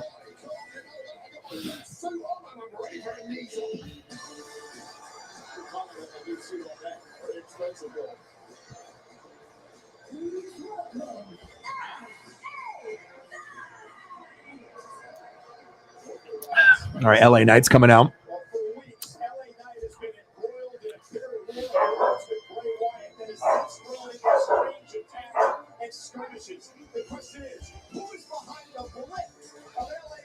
Yeah, I got to snug and take a couple little naps with Paisley. Like she gets to a point too where I can literally we can kind of spoon where she can be next to my back or we can just kind of hug each other and take a nap together. It's really I don't know. It's hard to describe when you can have that closeness with an animal where they're not going to push you away or, they like the comfort of, dad. And yeah, it's just nice to be able to snug with her. I can watch, TV or whatever, but then I can always have her and snug. Snug life. It's the best.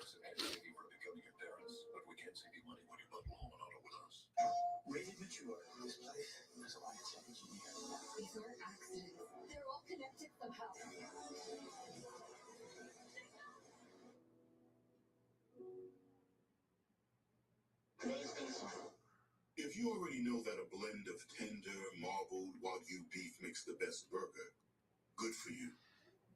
Yeah, I'm talking to my boy Justin. He's playing Madden online. Said a couple guys have quit when he beat them or whatever, but yeah, we're definitely ready for the arcade.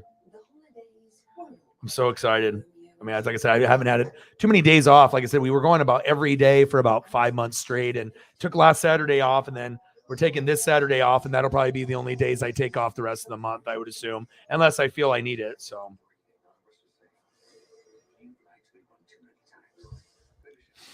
yeah, and plus it's the best arcade in Oregon, so it's you're gonna get old games that are killer. So I can't wait to play. So we're gonna try to beat a game together like we always do. Oh, this one's cute. This one's got a cat and a dog in it. It's easy to get your special holiday foods brought right to your door. And that's music to your ears. Fred Meyer, fresh for everyone.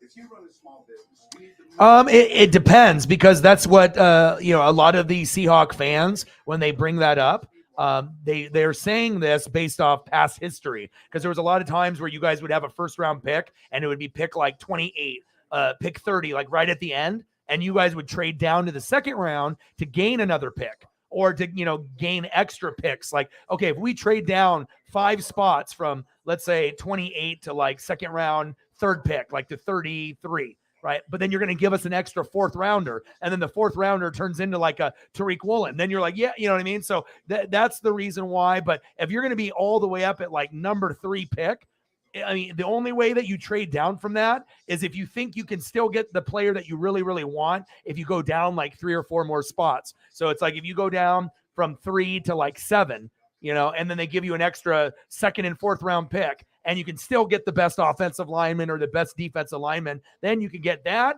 and 2 extra pieces who could end up being starters. And then instead of it being 1 guy that's awesome, maybe you'll get 3 that are awesome. So, it all depends on where your pick is. But if your pick is going to be in the top 5, which it looks like it will be, it's almost like, unless they give you like a 2nd rounder, a 4th rounder, and another 2nd rounder next year, Pete probably won't do it with Schneider if there's that guy that's, like maybe a superstar type guy. But also, they've also traded back and been able to hit. So maybe if they feel that they can accumulate picks, would be smarter than just getting 1 guy and hoping that he doesn't get hurt. And that's like the franchise guy. You can go from 1 franchise guy and maybe you can get 3. So normally in this scenario, I would say keep the pick, because you're not going to probably get the same talent level. But again, if they get offered, from going from pick number 3, let's say they go to pick number 8, and then they get, the 8th pick,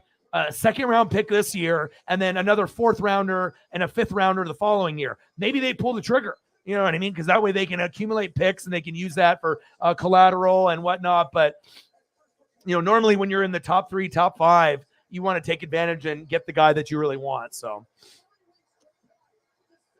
I mean, normally they love to trade back, but normally you guys aren't in the top 5 in the draft. You guys are in the bottom 5 in the first round, not in the top 5 talent-wise. So, yeah, I love working though. I love grinding, regardless if we have a lot of people in the room or not. It's just good for me to keep, staying busy and grinding it out. So,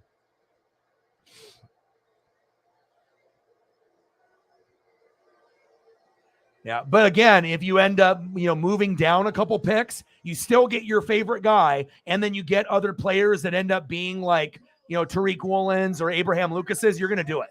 You know what I mean? They've been really hitting on the picks in the last couple years. So maybe, having more, it's like you go from a guy that maybe could be a 10, but if he gets hurt, then what? Or you trade back and you get 3 guys and all 3 of them pan out, or 2 out of the 3. So we'll see where it goes. But, it'll really depend on what your draft position is, 3, 4, or 5. The closer it is towards the top, you keep the pick. But if you slide to like the 5th pick, you might be able to slide a couple picks down from 5 to 8 or 5 to 9 and still get exactly what you want. So,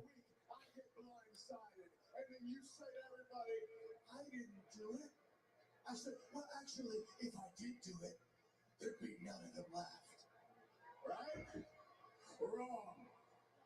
I'm calling you bluff, because every single time you put me down, guess what? Here I am. And yeah. it was you. Yeah, and then you need to be able to hit on your picks too. And and like I said, you just got to trust the process if they know what they're doing. If they trade back, you know what I mean, and they get more picks and those picks pan out, you're not going to be mad. You're going to love it. They like look at the team this year with the 5 rookies. Like, I don't think anyone thought that was going to happen. And if you get and that's not normal either, to have like 5 guys come in and all of them are producing in their own way. So. But let's go ahead and look at what happened right before that. What did happen? Excuse me, are you in such a hurry because you're afraid of playing out? Who's afraid? You just apologize to who out there? You just hang around when you're done working? No, I don't think you do. What is that? What is that? You see that? Is that one of Bray's toys? Oh, I think it is. All right, I tell you what, why don't we go on to the next? I think it was a week after that. I'm stuck behind a case, right? Let's take a look at that real quick.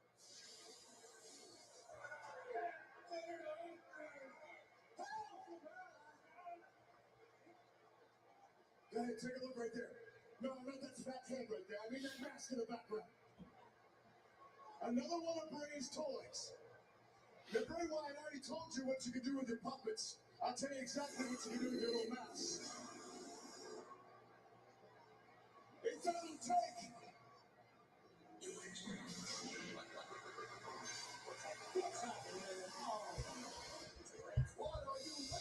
Yeah, it's been a rough season, for Colts fans. I can't wait for it to get better for you guys. But like I said, it shows you, it makes you appreciate those times when you had Peyton Manning, when you had, Andrew Luck. You have to understand those things, you can't take it for granted. You really have to soak in the seasons and understand that not every year is going to be great. It just doesn't work that way. And then it gives you definitely a different perspective and a different appreciation moving forward.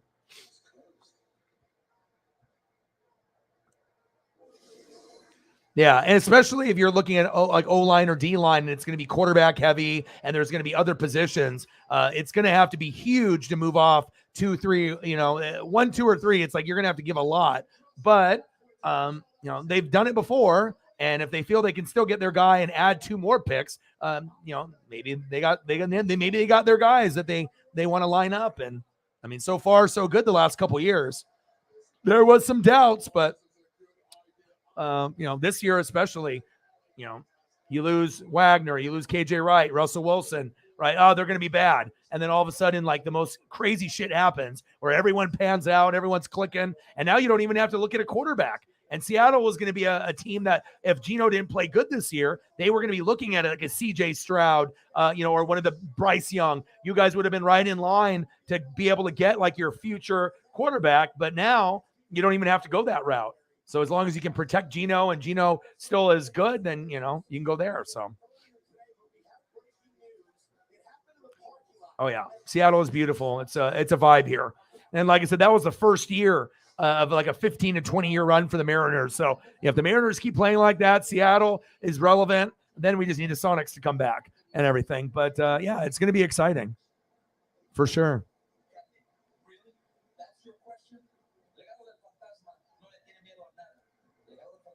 Yeah, you just got to, just appreciate for what it is.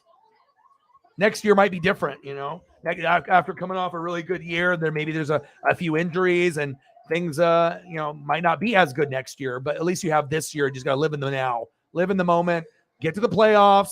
Don't let Washington or some other crap team take your spot. Get to the playoffs and just try to get as far as you can. And everyone is excited, to be able to watch. And I'll tell you, like, even for people that hate the Seahawks or they don't like them or whatever, when they come on, most people are going to tune in a little, because they want to see, like, is Geno the real deal? Like, how are they playing today? What do they look like? People also want to look at Tariq Woolen. He should be the defensive rookie of the year, but Sauce Gardner is probably going to end up winning the award because of popularity. But Woolen has more picks. He's got better stats. So, I mean, if you're doing it based off stats, Tariq Woolen should be defensive rookie of the year, but I don't know if they're going to give him the award. But I think a lot of us, like sports heads, we know who the best is. Sauce might be able to have like a good coverage percentage that they, don't complete passes as much to him. He's like a little bit better in that category, but based off like interceptions and the big plays, if you actually break down their stat line from this year,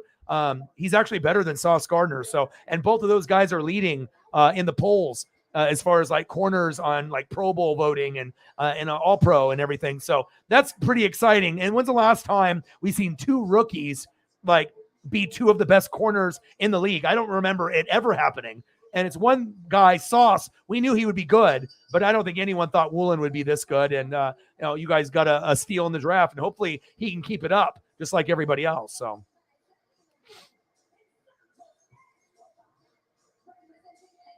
Yep.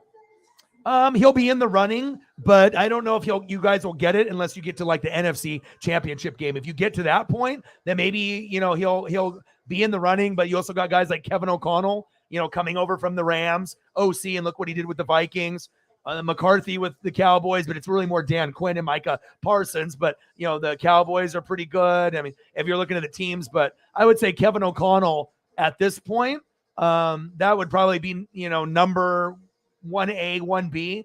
Pete definitely deserves it, but like I said, it's going to be based off record and then how far you get. But if I was doing the voting, if Seattle had a couple more wins, then it would be neck and neck with Kevin and Pete. Because like I said, no one expected you guys to be good. And I figured Minnesota would be good, but most people thought it would be a couple years. And I predicted 10 to 13 wins, and they're already at 10. So looks good. But I would say Kevin O'Connell and then probably Pete Carroll. I would probably go those two at this. And also the Eagles. You got to go with Sirianni too, and the job that he's doing. We can't forget about him. So I'm probably going like, Sirianni, O'Connell, and then Pete right below them. If I'm just like thinking about all the teams and how they've been doing this year, I'm probably going those guys. And even though Sirianni has his moments, just like every coach, but those would be the three coaches that I would acknowledge, at least right now: Pete Carroll, Kevin O'Connell on Minnesota, and Sirianni in Philadelphia. So that's where I would go. Can't forget about the Philadelphia Eagles, But that's where I would go based off, players and whatnot.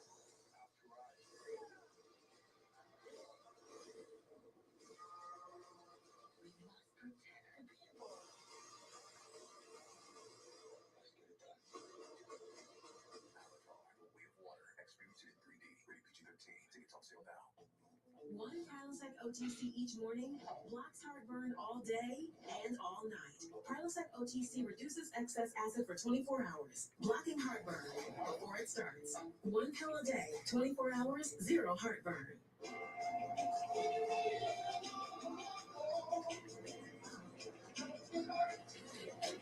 I used the wrong paint.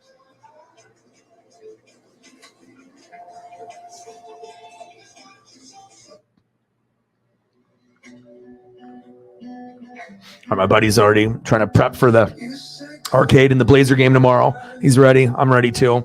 And we're not going to be rushed too. So I think they open at like 1. So we'll be able to stay there for a few hours if we want to, which will be exciting because I don't like to go to an arcade for just like an hour. I want to go for 2 or 3 if possible. And then we're going to eat too. And so once we get some food, and depending on where we go for that, we can either do pizza, we can do the Blazer game, Red Robin. There's a couple different places where we can get food. I don't know what I'm going to be in the mood for. And my buddy's probably going to drink some beers, and I'm not going to drink any beer. And I'll probably do gummies though when we're playing the video games and all that. So exactly. You know what I mean? Like I said, you just have to be able to find the things that make you happy. For me, it's usually like the visuals, like the water, and then obviously, pictures of, dogs and cats. I mean, it doesn't get any better than that. Oh, maybe something like that. That'll be good for you. And I can't wait for them to wear the throwbacks. That'll be fun to see. All right, let me see more puppies.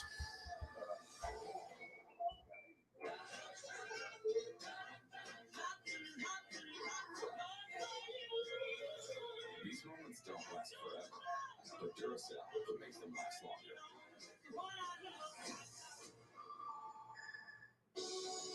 Tell my buddy, bring boxes of gummies.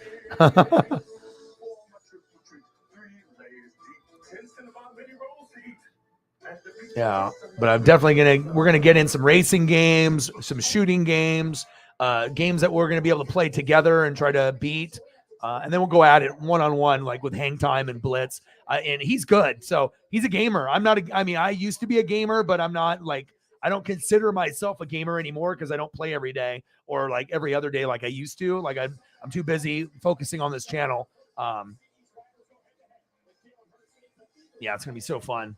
And then if I'm lucky enough, maybe I'll take some video or pictures, but it all depends. I don't want it to kind of necessarily ruin the vibe that I'm trying to, sometimes the social media part, it's like, oh, I'm here, but let me take a picture of this. Let me take, I just want to kind of just let loose and just enjoy the games.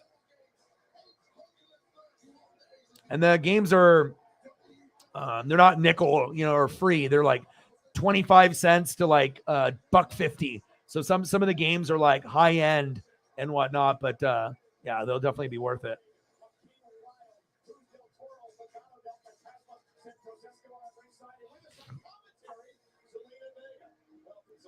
Thank you. Of course, I know you're happy to have me back, aren't you? Tag team action now. Here on Friday Night SmackDown.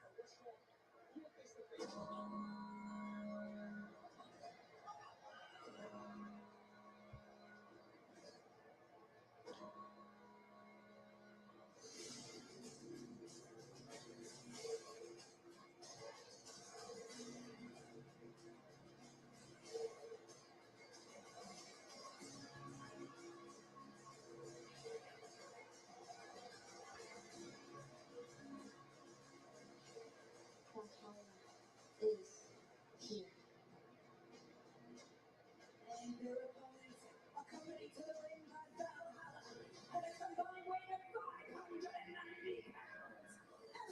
And Ivar,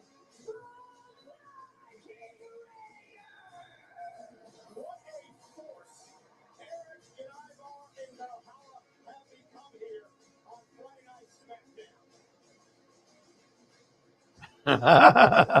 Oh shit. Over the past month, I want to take you back to last month, and what a return by the Viking Raiders. I know it's crazy. You know what I mean? I think Paisley's now 1 year and like 4 months. I can remember when I just got her, and it's just, yeah, it's just crazy how much time flies already.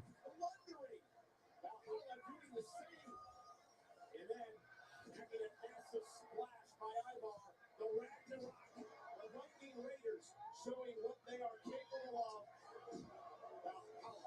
as well. It was Zelina Vega here on commentary after just watching that. Are you scared? Are we scared? Please, anybody who gets a beat down from LDF, it's the worst day of their lives. But for us, it's just a regular Friday. So, no, we're not afraid of anyone. The tag team action set to get underway. Interesting outfit by Zelina here tonight. Come on, Selena's out here cosplaying as Aaliyah Cole. Where you get the times? You couldn't even name an Aaliyah song. I absolutely could. Pick yourself up and try again, Michael Cole. There you go. Boom. I'm down with it. I come there. Very impressive. As the Viking Raiders have pinned, and this is Eric starting things off against Joaquin Wild.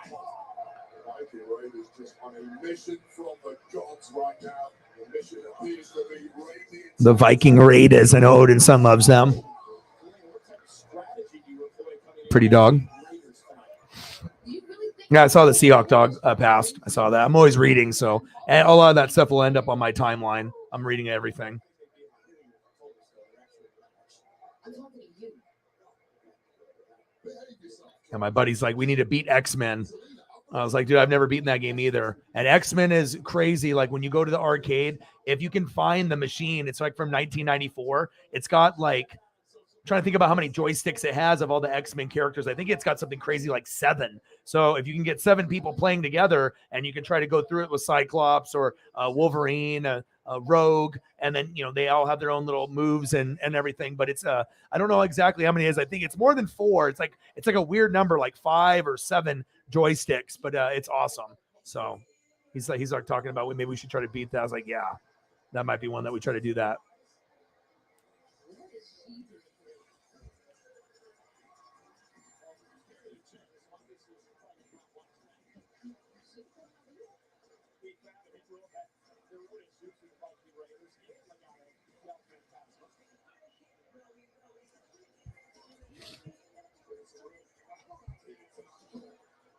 She's not on my level. She's fine.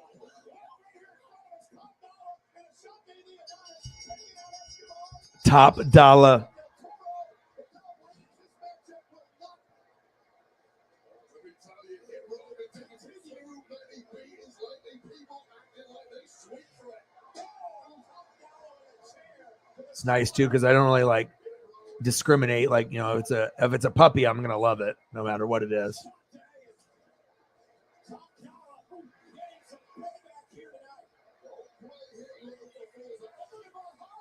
Oh, baby husky. What's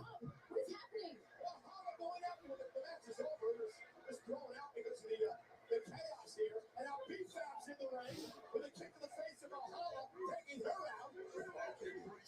No, this is ridiculous. This is, what are you doing?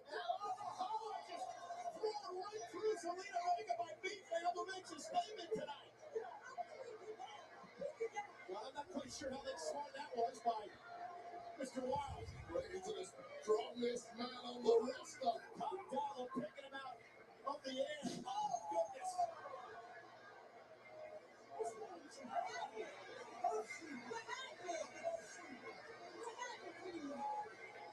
It rose, setting the football straight tonight on SmackDown. Big fan, top dollar, Ashanti, Big Adonis, saying don't forget that. Thank you, Akano, Duck, and Tazma, and the Viking Raiders. Hey, tonight.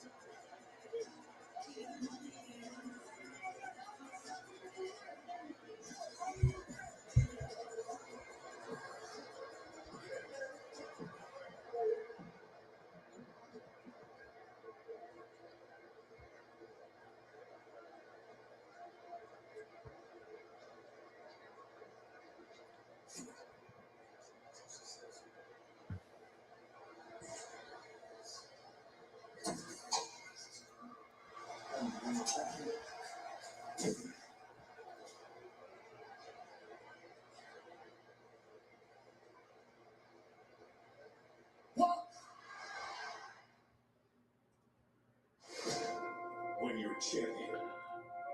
They just keep. All right, so far SmackDown has been pretty good.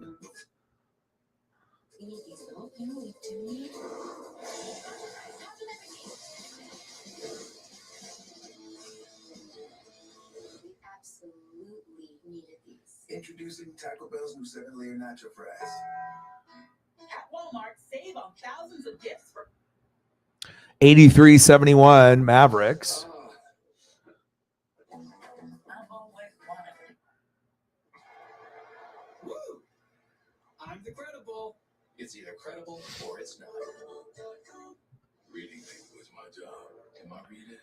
Oh, nice. Caught up in a bad situation. Yeah, well, you're going to fall in love. I mean, that might be someone that you end up trying to get a jersey of. It's just like Yadier Molina, you know. You went from one Hall of Famer to possibly another one, so.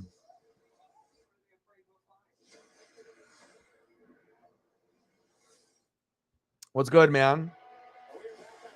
Yeah, he's not 100%.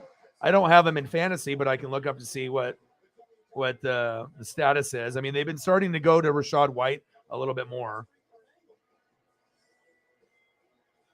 So Fournette's questionable.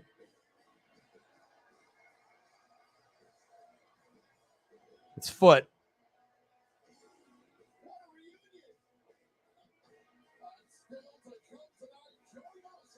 And it looks like he sat out today's practice. So, yeah, there's a chance that Fournette doesn't play or plays limited. No problem. No problem. I'm just trying to grind it out, and hopefully a few of those photos and talking a little Seattle, with someone that's not biased, to just keeping it real. And ultimately, you guys are going to win this weekend. You're going to go to the playoffs. I hope you guys win a fucking couple games, and then next year is going to be really fun too.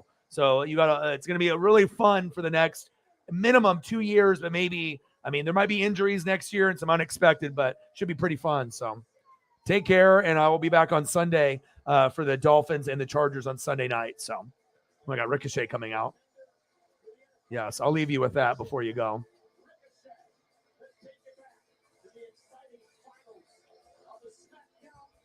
Take care. Have a good one.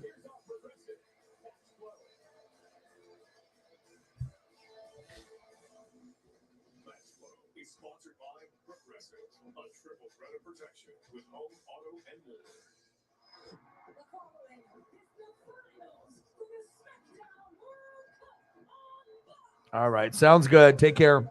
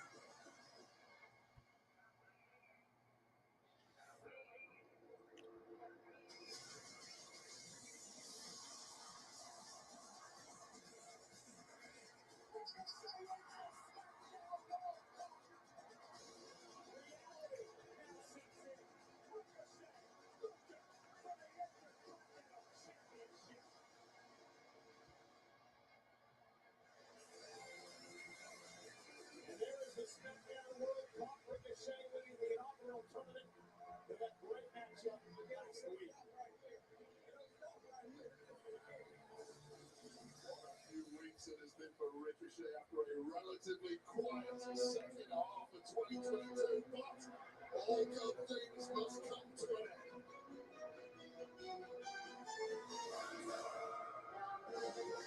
Oh, the Gunther. This is coming on now. This is the best match of the night. Imperium with versus New Day and Ricochet.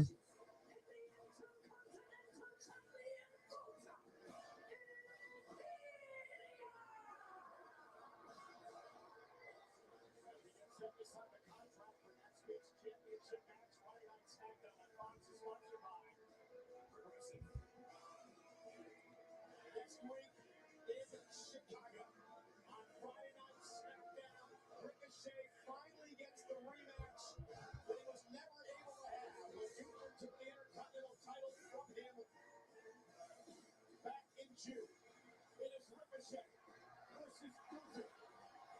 Related to the Continental Championship live next week on Fox.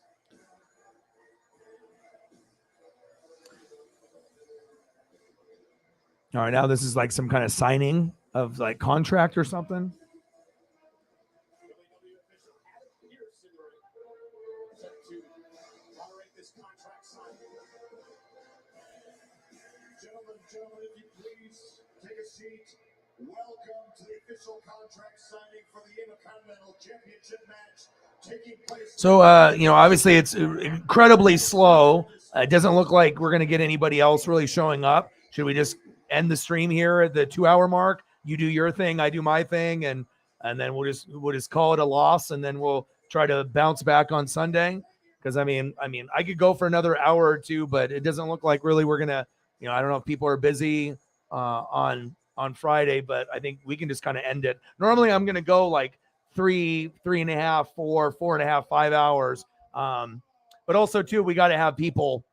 We got to have people here. I figured sometimes you just got to take your L. My power went out. Maybe that was just a sign that it's just going to be, it's just not today. We had a good dono day yesterday. Why don't we, normally I would just keep going no matter what. And I just don't give a shit. And I just keep, vibing. And, at some point, someone will show up. But, I think at this point, we'll just go through the photos here one last time. And then, like I said, hopefully we can get more people to come through and hang out. But, some days we'll have a lot of people, some days not so much. So, sometimes we just got to, take our L's and then move forward. And I was hoping that we'd get some people that we could come in here and talk NFL and do that. But again, people must be going to movies or, they got other things going on, which is totally fine. I just wanted to be able to see if we could get a last, live stream in before I go to the arcade and the Blazer game, since I'm not streaming tomorrow. But, it's all good. It happens, from time to time. But I do appreciate you coming through. And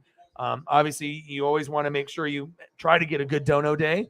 And some dono days are not good. It's just bottom line. So, but appreciate you. Let's go through these photos here one last time. And, it might be a record for me ending a stream at 2 hours rather than 4 or 5 or longer. But, that's what happens. Sometimes you just gotta take your L and then move forward. So. Every single time. Have you ever watched wrestling? Good point.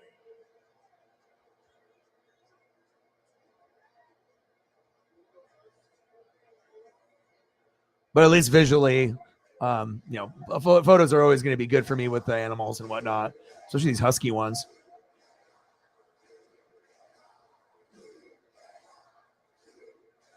Ricochet, I want you to remember something. I am the one who took that title off you. I've beaten you twice, proving that you're not worthy of being the Intercontinental Champion. Trust me when I say this. Come next week, I'm going to beat you again. I'm going to do it in the worst way. All right. So I think let me just pull the banner down here. And like I said, hopefully things will be better. It happens to us. Sometimes we'll go really good. And then sometimes you got to have people to show up. And I hope you have a great rest of your Friday. I hope you have a great Saturday. I'll definitely, we'll touch base, when I'm at the arcade and whatnot. And then we'll watch games on Sunday. And chances are we're just going to do one. We'll just do one on Sunday. I mean, the only other one that would be worth doing is maybe the Buccaneers and the Niners. And I just don't know if we'd be able to get the proper dono to make it worth it. So I'm thinking we'll focus on Sunday night. So that'll be the next stream. Have a great night. Enjoy Bandit. Keep me updated with any new sport news. And then, like I said, we'll just touch base, tomorrow. And then we'll get back to the grind Sunday night for the Miami Dolphins versus the Los Angeles Chargers. So I got one question for you. Who talk sports like us? Your boy Ryan, Northwest Sports Fanatics. Appreciate you, Sarah. I'll talk to you soon, and I'll be back very, very soon. Gang.